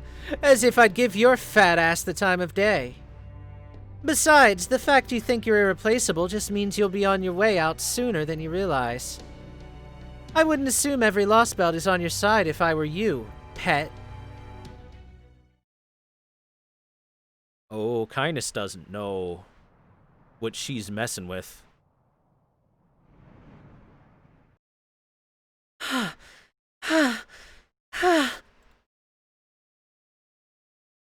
We're still alive. Senpai! I'm all right. He deflected the fire with his demonic sword. It seems the King of Giants has disappeared toward the northern mountains. First and foremost, I'm glad to see you're all safe.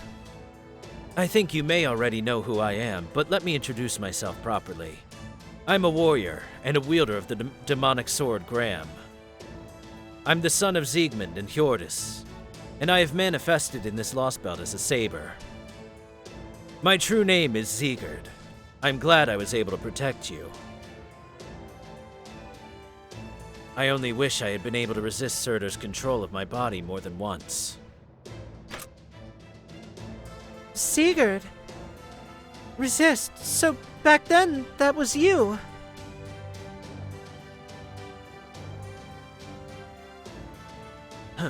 I guess this is what they call a hero's pride. But I thought that you died when Surtur was freed. He did. Sigurd's body would surely have fallen apart, had someone not been there to hold it together.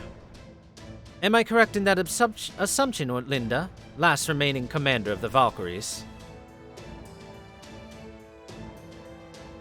Yes, I used a rune to help him. It was all so sudden that I didn't expect it to work. But fortunately, the damage was not as extensive as I believed. It almost seemed to me as if the wounds on his body had been somehow rewound. Rewound? Did Ophelia do that? I took advantage of that opportunity to keep his spirit core intact, though only just. Unfortunately, I have already exceeded my own output limits. I am afraid I will only last a few seconds more at best. I was able to wield my sword one last time thanks to you. For that, you have my deepest gratitude. No need to thank me. I didn't help you for your sake. If you truly are a hero, then please, help Ono-sama. That's all that I want. You have my word. And once again, you have my gratitude. Oh. In Odin's name, by the rune's guidance, I ask that you awaken my love.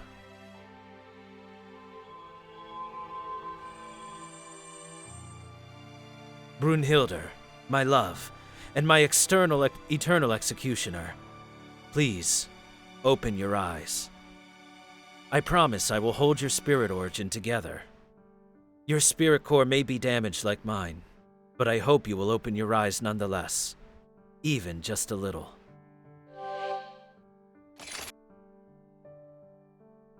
You mustn't. Please, don't come near me. I am the one destined to kill you. I can try to resist the madness, but I fear my body may move to kill you on its own. So please, stay away. Hush, just for now. Ah! I knew it.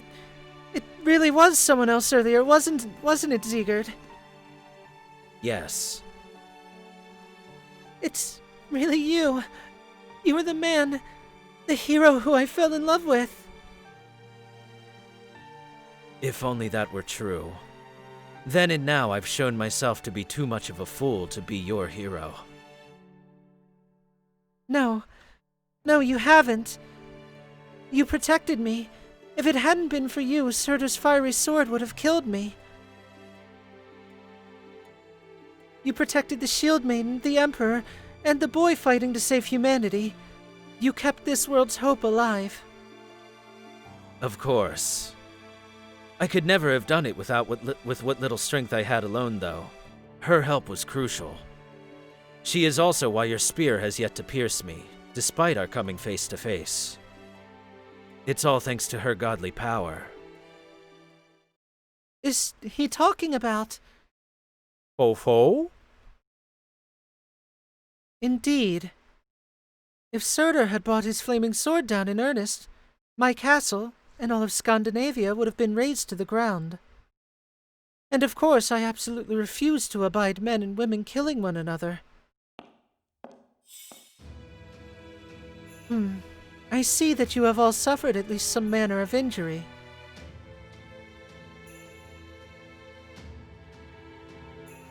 has been a very, very long time since I last saw brave warriors putting themselves to the hazard in combat.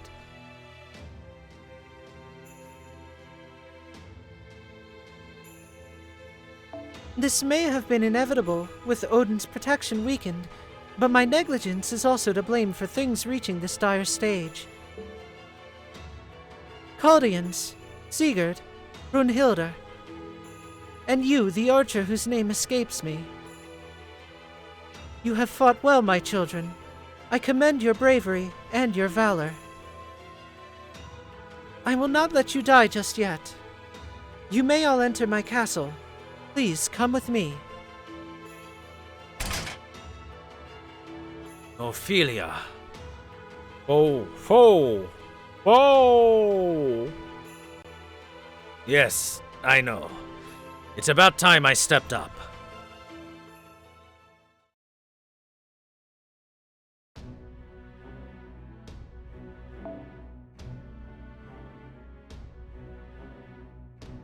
What's that you say? Time to fight random jobbers for a couple of quests. Okay then.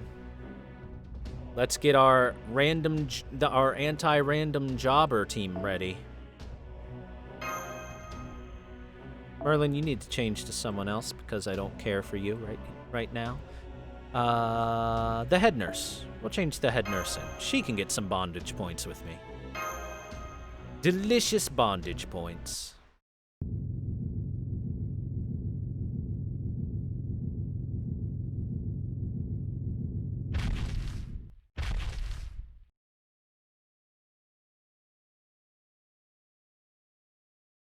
With their masks gone,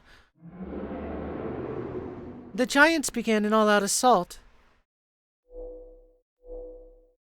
to destroy what little life remained. Uh-oh.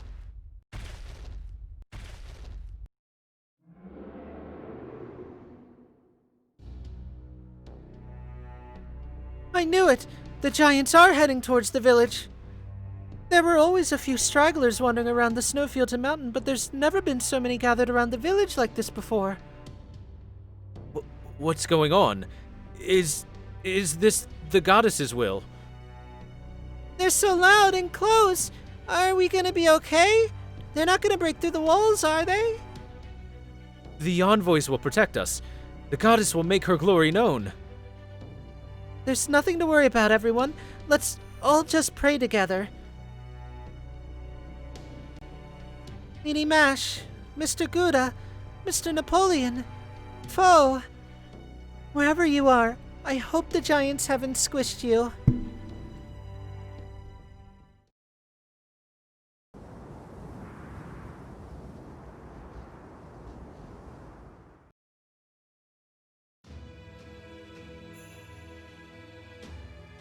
I have sent all the envoys to the villages. Unfortunately, with their masks gone, not only do the giants no longer hear my voice, they now resonate with Surtur. If their power approaches its height during the Age of Gods, the village's protections can only last so long. I will do my best to ensure they remain intact for at least half a day, but anything more than that will be quite difficult. Setting that aside, I never expected to see Surtur again. My apologies for interrupting, Your Majesty. I am Sherlock Holmes of Chaldea. Let me begin by offering you my most sincere thanks for treating our injured personnel. For that matter, it is safe to say that they would not even have survived Surtur's attack had it not been for your help. Right, we should all thank her for saving us. Thanks, Queenie. I am glad we're fighting on the same enemy now. You have my thanks. Thank you. Thank you, Skaha. You even restored the Orthonaus and its components. Oh, fo. Thanks. Pay it no mind. It is about time you all understood. I am your mother. All in Scandinavia are my children. I have decided to love you with all that entails. As my children, all you need do is accept my grace. even if I am only one of the old gods, as that irritating Volding would say. We are most grateful for your mercy. Now, would you mind if I ask you a few questions?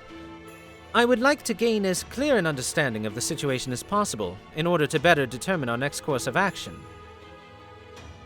Very well. Ask what you will. Thank you, Your Majesty. To begin, I presume that the fire on the northern mountains comes from Surtur. That is correct.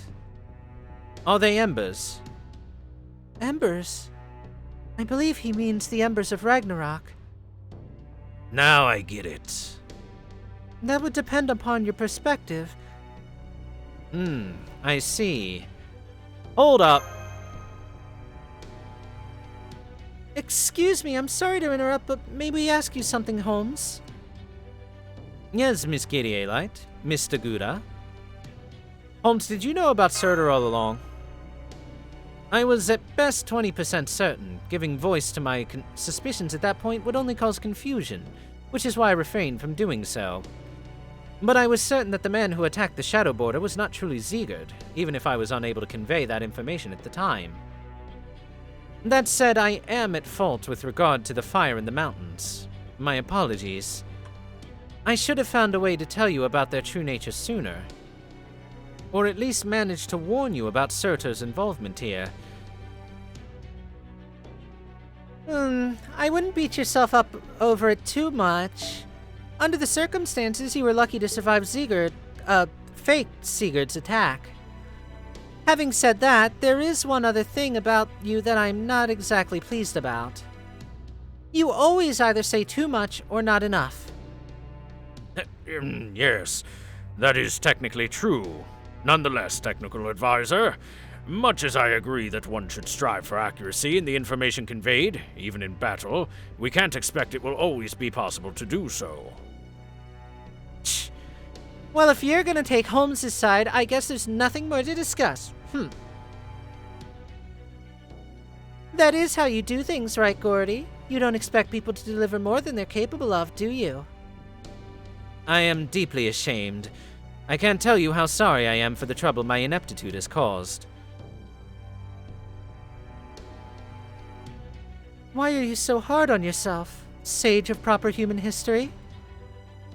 The fire in those mountains is a testament to my weakness.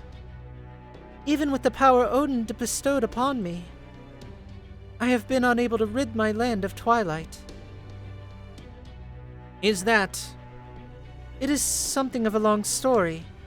Please lend me your ears.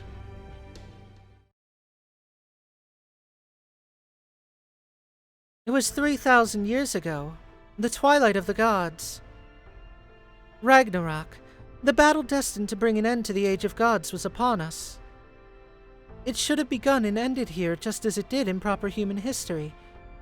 But here Surtur rampaged unchecked and everything went awry.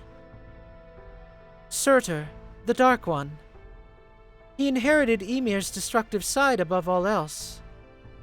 The first giant whose name was all but erased from proper human history.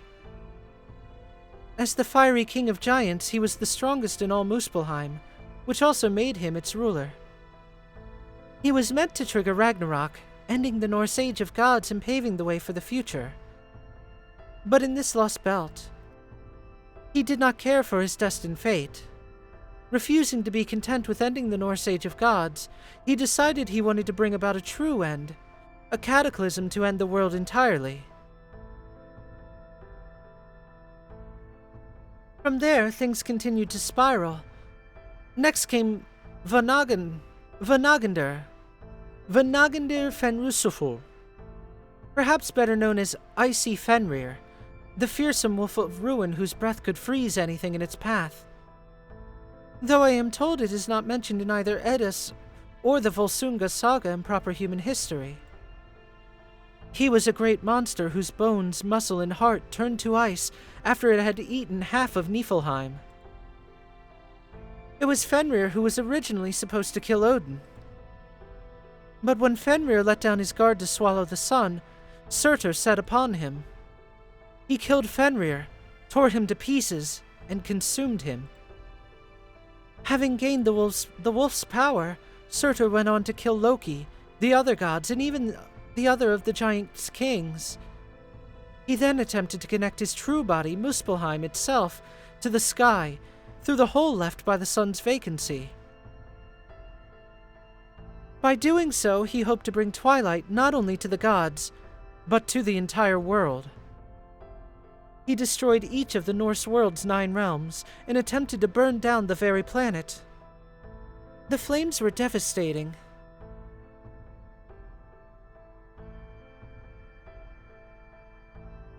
Odin and the remaining gods banded together to try and prevent this unthinkable ending, but they could not win against Surtur. However, they were able to fight him to a stalemate. Though the gods were completely destroyed, Odin was able to seal Muspelheim away with one final rune, leaving it hanging in the sky as a false sun. As for myself, Odin combined me with Skaha, a woman with whom I shared a fateful bond, in order to draw Surtur's eyes away from the gods he meant to kill. Now I am all that remains of the gods, me and the primordial runes that Odin entrusted to my care. So at the end of the day, Odin was a real badass. Well done, Eye Patch Man. It was horrific. Surtur's rampage left much of the land ablaze. The blood that poured into the ground from the many wounds the gods inflicted upon him erupted into flames and remained ablaze. Those flames consumed countless lives. It fell to me to protect what few remained. Once Ragnarok had truly concluded, there would be little point in ushering in the age of humanity without any humans. I turned the vast majority of my power toward extinguishing the flames that threatened to consume this world and all life upon it. And so, I blanketed this land in snow and ice, laden with magical energy, thus creating safe havens that the surviving giants could not touch in order to give humans an opportunity to live their lives. I put masks on the giants infused with my magical energy, placing them under the authority I gained from my father, the giant Thazi. I don't know how you pronounce that. I then produced several hundred envoys, using the 3 surviving Valkyries as a base. With his true body sealed within the false sun, Surtur became ineffectual as a divine spirit. Though he continued to exist in this world, he no longer had any power over it. Peace returned to Scandinavia, and so began a new age that was never meant to be. An age where the last god, a handful of people, a scattering of giants, and a few Valkyries all eked out a quiet coexistence. From there, an impossible 3,000 years came to pass. A great tree extended its roots down from space, and Ophelia appeared before me calling herself a cryptor. I presumed you are aware of what transpired after that. Yes, eked. That means that they barely lived out. They barely were able to squeeze out their existence. That's what eked out means, for Nesbit, who is asking in chat. She told me that she must grow that tree in order for this world to survive. She was quite helpful to me, which I did appreciate. But that is beside the point. I never suspected the knight that accompanied her was harboring the soul of my sworn enemy.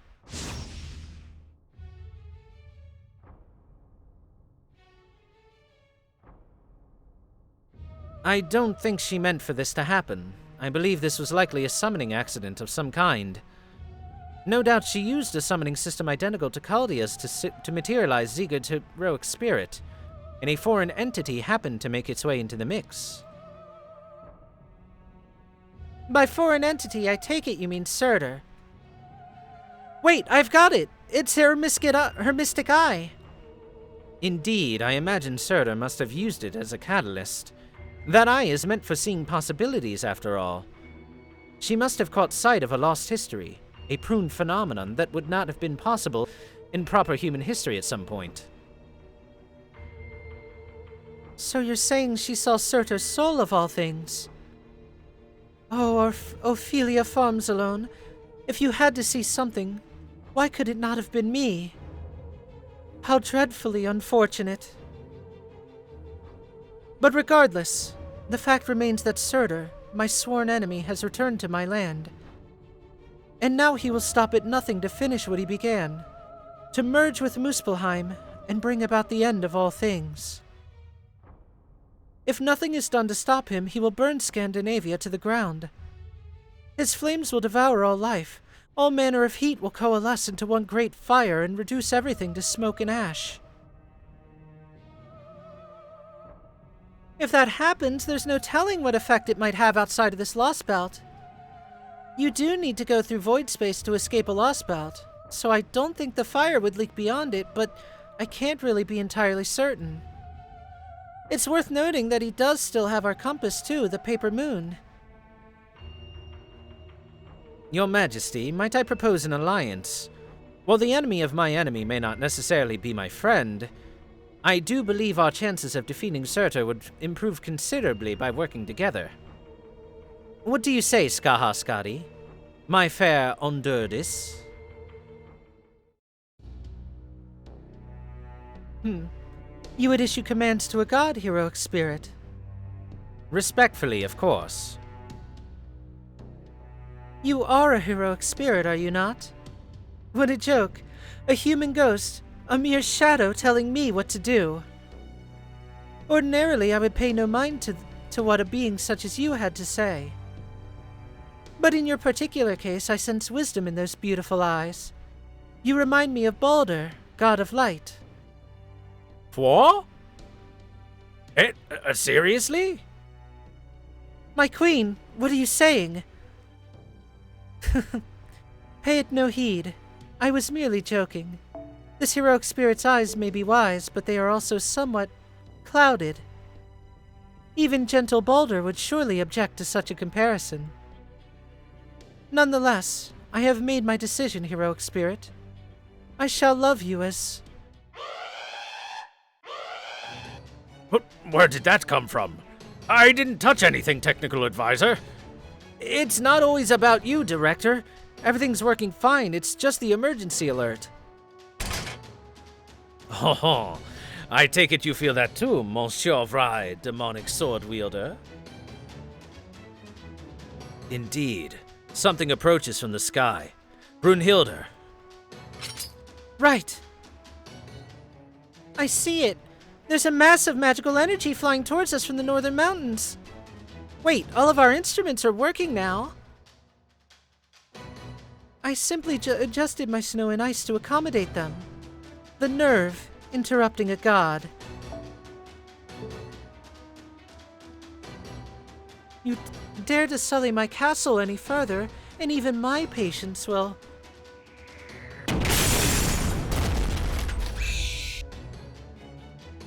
More ice cream! Hostile detected. It's the same species we encountered on Mount Galdhøpiggen, Master. I like that that's a nice little hint. Saying that Holmes has great wisdom, but it's clouded.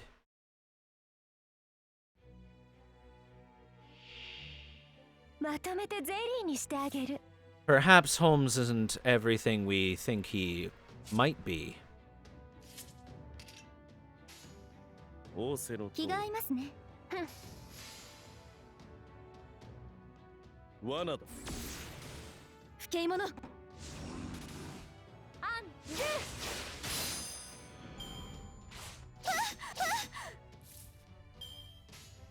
ュ。仰せ。無駄だ。罠だ。罠だ。 Holmes hiding info from us? This is information that isn't available even on JP, but I'm just gonna go ahead and say I don't fully trust Holmes. And I have pretty good reason to believe that that is the correct way to treat him. 我が身はホルスなりしファラオなれば貫いてあげる。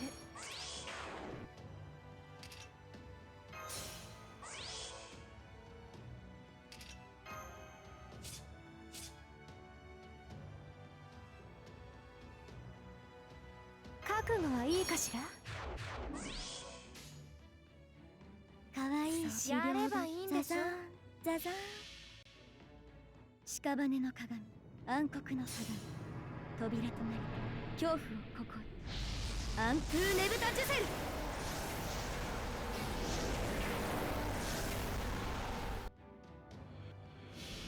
Is Holmes holding out the drugs on us? Well, of course, yes. そろそろご退場願おうかしら。言えなさい、サラスバティ、メルトアウト。歯ごたえがないにも程があってよ。Everyone knows that Holmes has a secret opium supply that he doesn't share with anyone.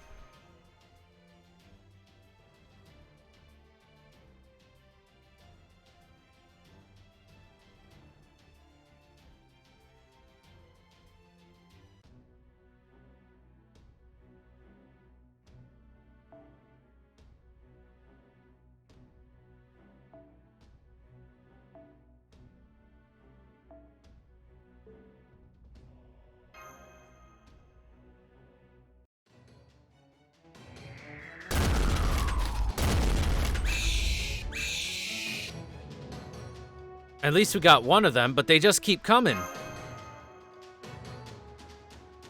What in the hell are these things? And why are there so many? At least they're satisfying to shoot, but still. Repulsive. There's something indecent about these creatures. They have no regard for their own lives. Indeed, they're infused with vast amounts of magical energy. I doubt these creatures are the product of a normal ecosystem. We have more coming in through a hole in the ceiling. There's a second and a third. They certainly aren't shaped like any ordinary creature. Could they be phantasmals? As they have just appeared now, perhaps they were originally some sort of plant that is transformed into Surtur's kin.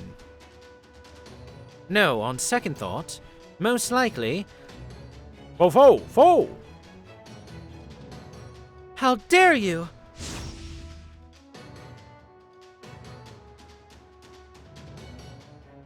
What possible reason could you seeds have for barging into my castle, knowing I have connected myself to the Tree of Emptiness? Seeds, that's it! I'm analyzing the data now. They are seeds from the Tree of Emptiness. I can't believe it. Even the seeds are autonomous and capable of fighting. I was willing to turn a blind eye to the occasional stray seed, but how dare you damage my castle? This transgression will not stand. I, the king of this Lostbelt, command you to die.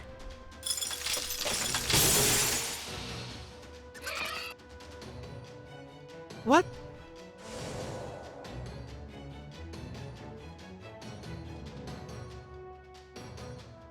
Of course they're not going to self-destruct on your command, haven't you noticed? Your connection to them has been severed. I suppose I'll have to help you out for a bit then, seeing as you're evidently helpless by yourself.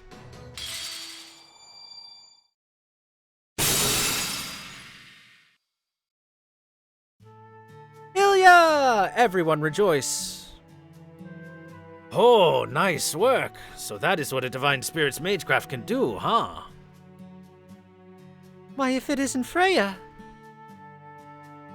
It's Ilya's stepmother. Didn't you just hear Mash call me that? I suppose you are right. Freya would never allow herself to wield ice and snow as I do. Regardless, I must commend you. You did well to escape my dungeon. I should have expected as much from my daughter in proper human history, my companion's beloved child.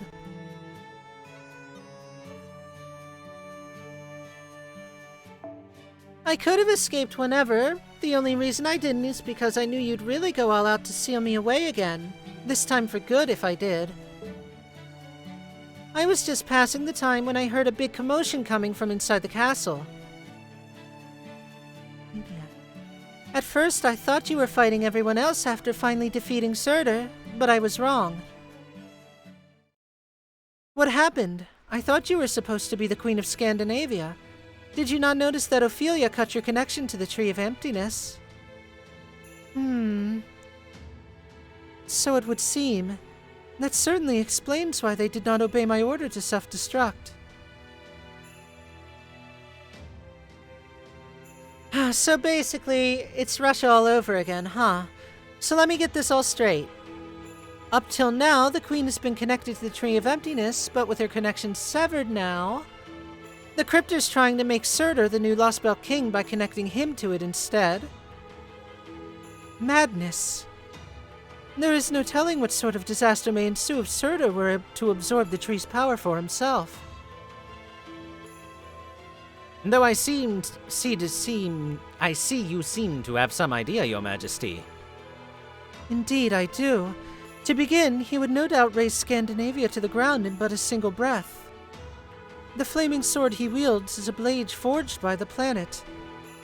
Its sole purpose is to rend the Age of Gods asunder, to wipe it from the face of the earth. Should it be successful, it will leave nothing behind. It is that powerful of a weapon. A divine construct. A noble phantasm on par with Rongominiad. On top of that, he's got the paper moon, which means it's even more likely his destruction could reach the outside.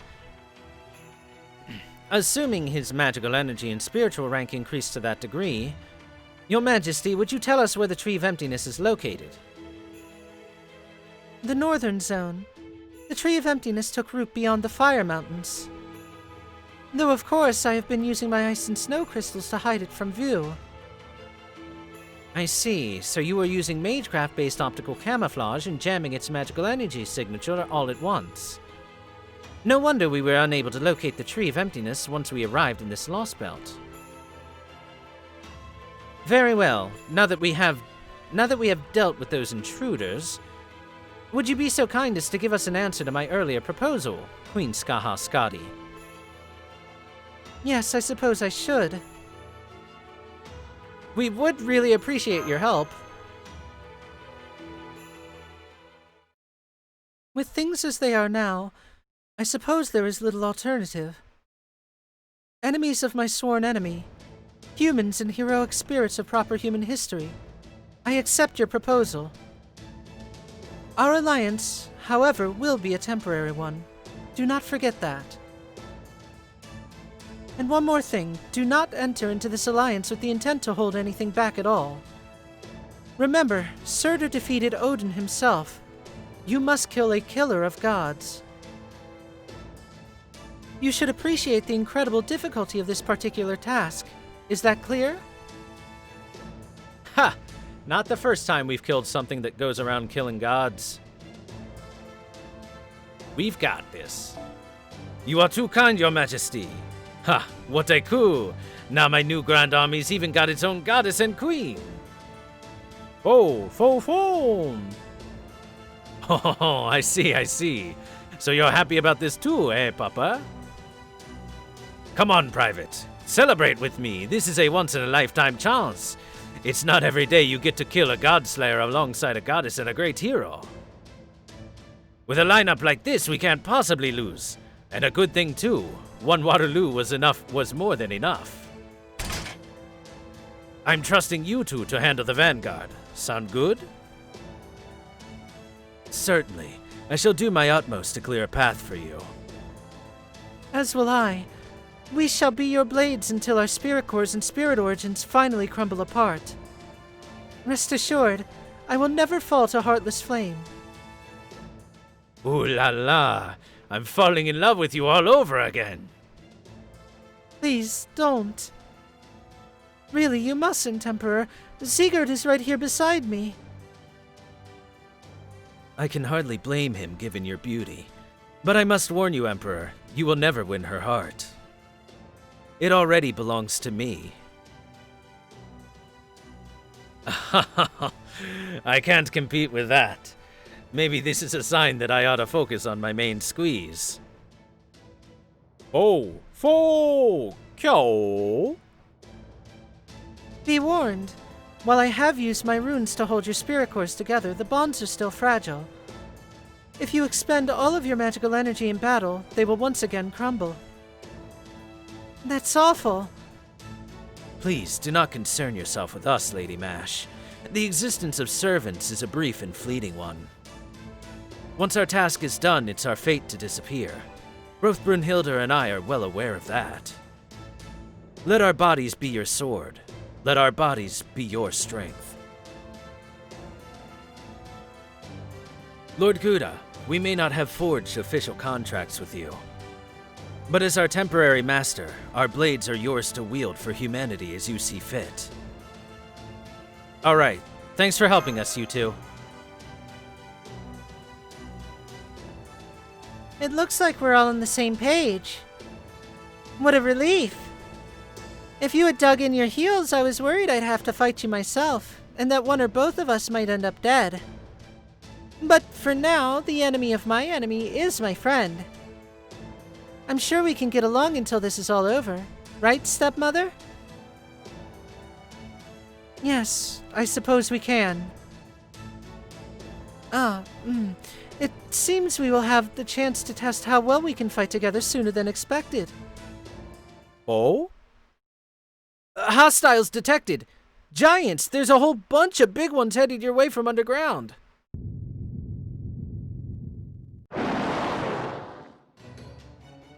Must be the red giants that were chained up.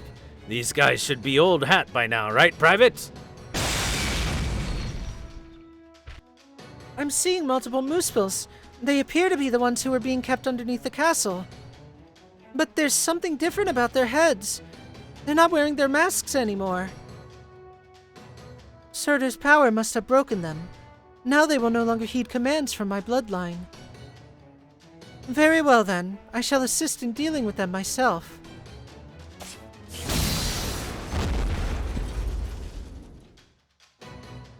That's one down. We have multiple hostiles in the area. Master, permission to engage the enemy. Granted! Let's do this quickly and get to Surtur. Understood. Oh, you're getting good at giving out orders, Private. Remind me to give you a medal once these guys are toast. Very well. Then let us begin. Very many servants have Brunhilde's beloved, because, as it is described, servants who are, true heroes are supposed to have it.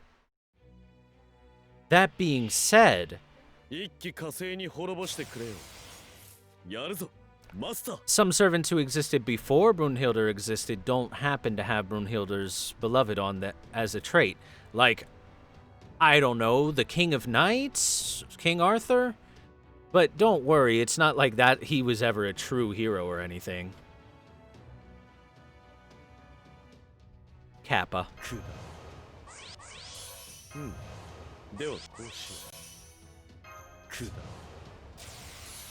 大逆には死を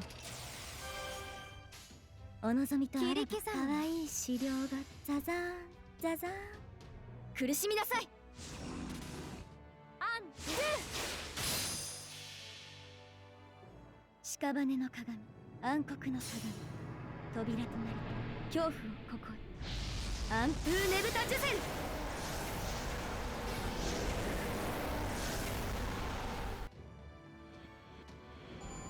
Anytime we summon a god, whether a pseudo-god or whatever, when we summon a divinity, we are summoning them generally massively classed down due to them nerfing the crap out of themselves to be possible to be summoned. Basically, we're summoning divine spirits as opposed to actual gods. Things on Kindness's level, which is much lower than a level of an actual god. That's why they're not all powerful or anything like that. 我が身はホルスなりしファラオなれば貫いてあげるぶち抜いてあげるあら怖い怖い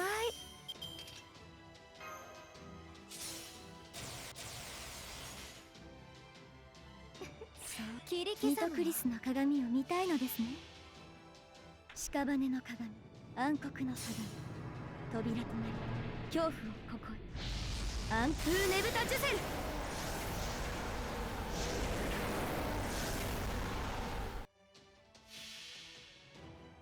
身も心も生きていた痕跡さえも溶かしてあげる行くわよ行くわよ行くわよ行くわよ行くわよサラスバティメルトアウト Is BB a god? Yeah, her and the alter egos are technically part god. In fact, they're god amalgamations.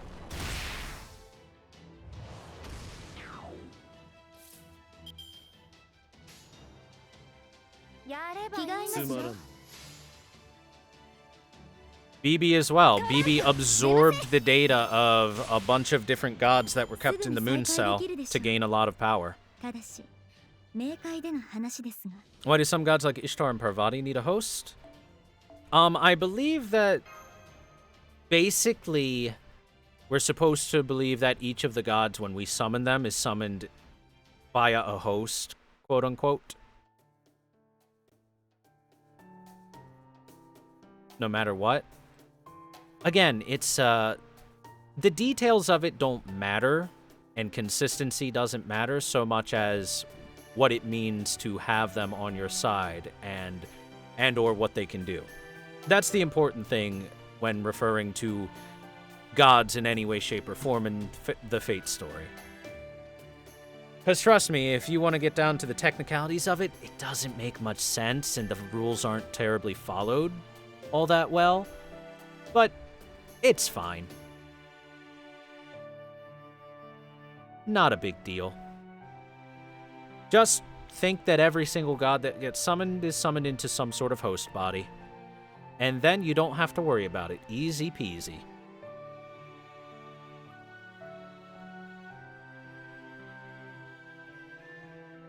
Alright. Back to this. The battle in the castle is over. That would seem to be the last of the giants who were dwelling in the underground. Now hurry up and get on the border. We're waiting on the other side of the bridge. Understood. Whoa! Whoa! Whoa! So I guess this means the queen was forcing the giants to obey her all this time, rather than them having submitted willingly. But then if she did have them under her control, why did they go around attacking Mash and Gouda the moment they laid eyes on him? I assume those masks were only able to provide enough control for her to prevent them from attacking the villages. In which case, they would not stop the giants from homing in on any heat source that happened to wander into their field of view. Aha, gotcha. So that's why the villages are safe to live in. And since you don't have to leave your village to survive here, I guess it all works out. Her Majesty thought this stuff through more than I thought. This world couldn't have lasted for 3,000 years otherwise, especially since it sounds like most of it had been burned to the ground. Keeping each village's population to 100 people must have been a restriction intended to ensure life could continue here. I mean, the queen even made those conifer trees out of ice with her own magical energy. There just isn't that much food to go around.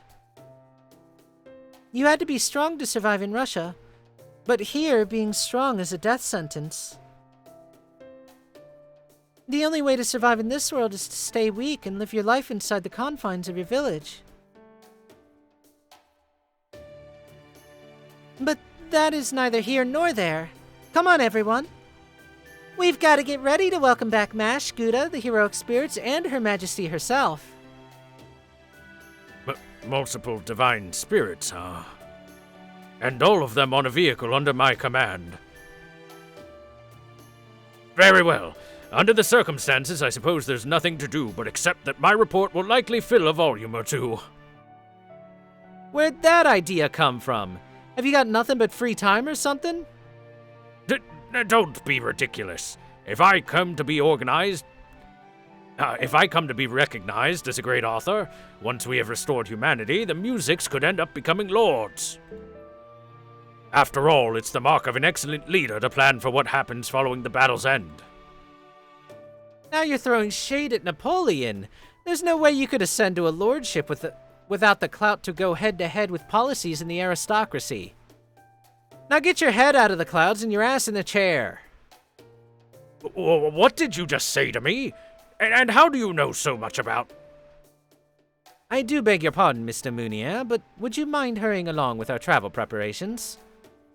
Though they may appear to be moving slowly, the giant's footsteps cover an astonishing amount of ground. What Holmes said. Now come on, let's pick up the pace so we can catch up quickly. All set? Then let's kill ourselves some giants.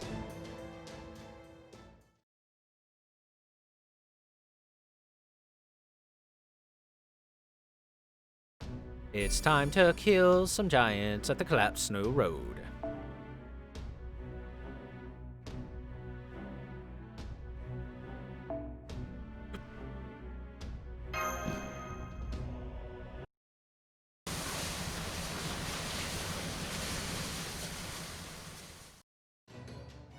Why are we using this lump of metal for transport?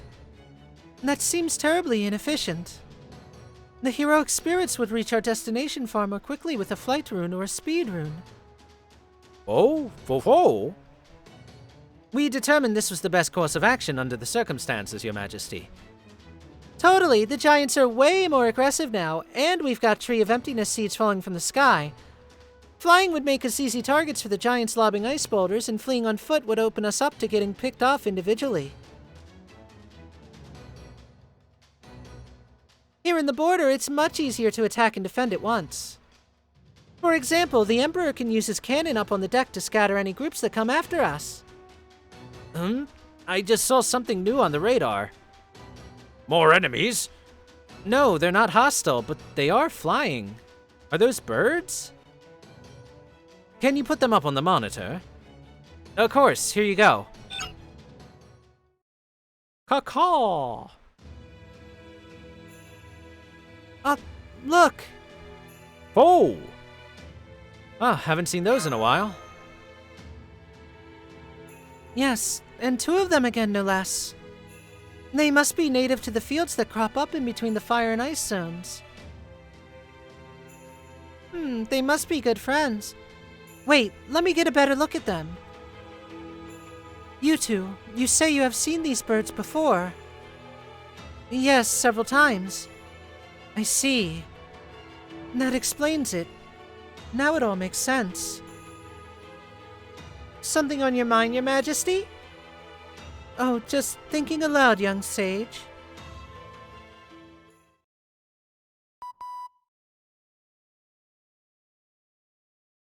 Hey, mesdames et messieurs. Can you hear me down there in that luxurious toasty room of yours?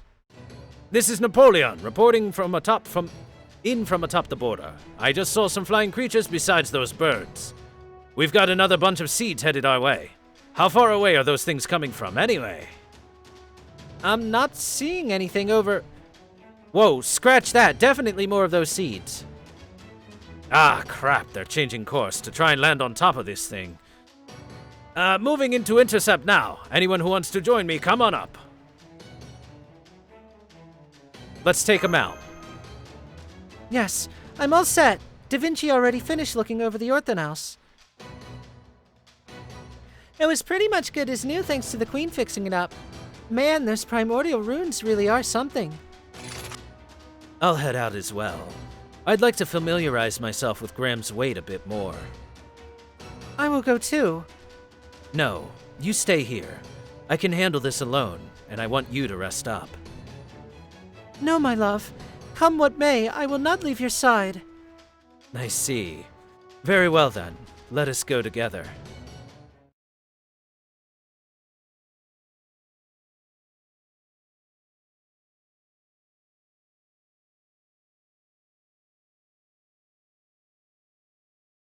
This story is complicated? Well, considering it's Ragnarok. Yes, Ragnarok has always been a little bit complicated.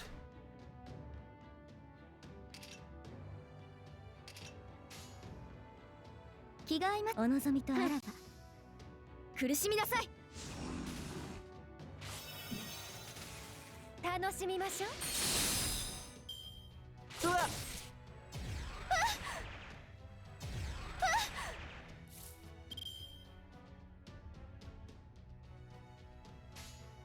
切りやればいいんでしょ。トラント見切れるかしら。出ません。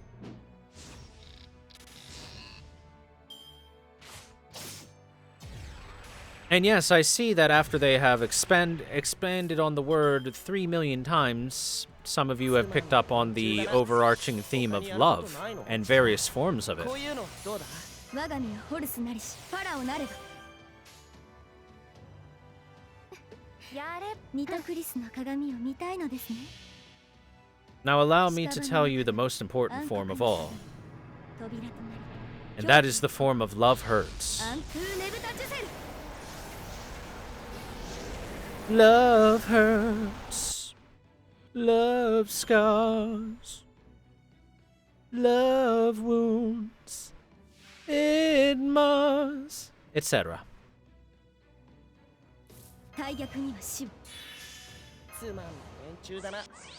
Any heart. ぶち抜いてあげる。 I think Melt's actually just gonna solo these two. やれ。切り刻むわ。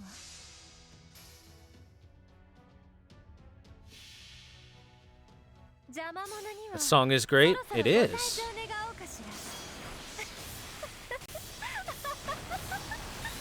消えなさい。サラスバティメルトアウト。トラントおあいにくさま。アンドゥトロワルスエカワール。 Melt, I love you so much. 出直して。 She's so good.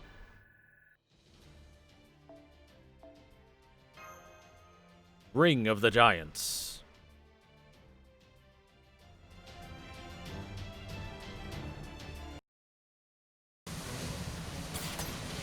The battle is over. It looks like that was the last of the seeds. I never thought the giants would group together to chase after us while the border was moving, though. I wonder, were they trying to hold us back, or is it just a coincidence they showed up now? Oh, I can't imagine they were sent here to stall us, but...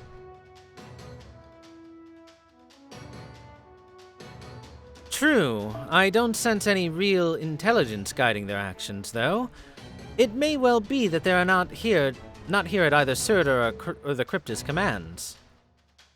You think the seeds came out on their own? Or maybe that the Tree of Emptiness itself scattered them? Yes, that is certainly a possibility. Fascinating. Perhaps these seeds are the Tree of Emptiness's way of defending itself. I believe you first encountered one while you were in the old Jotunheim Highlands. That's right. It was when we were on Mount Galdhöpiggen. Perhaps it has to do with latitude. If true, that would explain why it responded automatically once you headed north. Alright, come on, this isn't a game. If you're done up there, get yourselves back inside. Well, not you, Emperor. You just stick to your guns. Cannon. Yes, don't worry about that. You're something else treating me like an ordinary gunner, mademoiselle.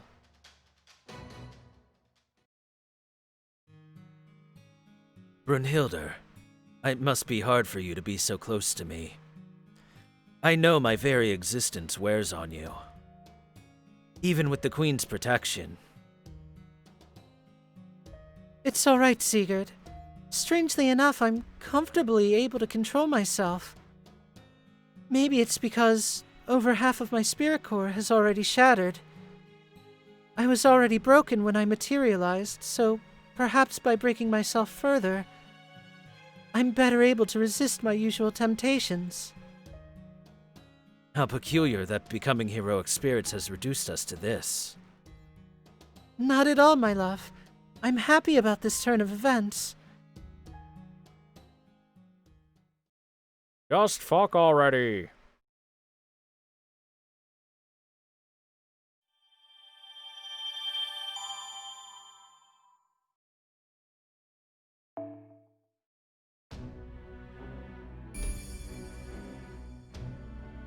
Alright, we are out of AP, and it's been quite a long stream already in terms of this.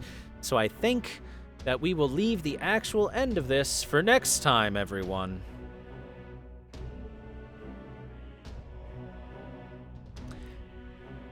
I believe that we will 100% guaranteed finish this next time. We're very close to the end, but it is long enough that it would take a while. For example, if I just click on this, that's 5 arrows, and there's more to come after that. So, we'll save it for next time. Thank you very much for watching, everyone. I hope you enjoyed the story time. And thank you very much for all the support. I really do appreciate it. So, have a great day, everyone, and I'll see you next time.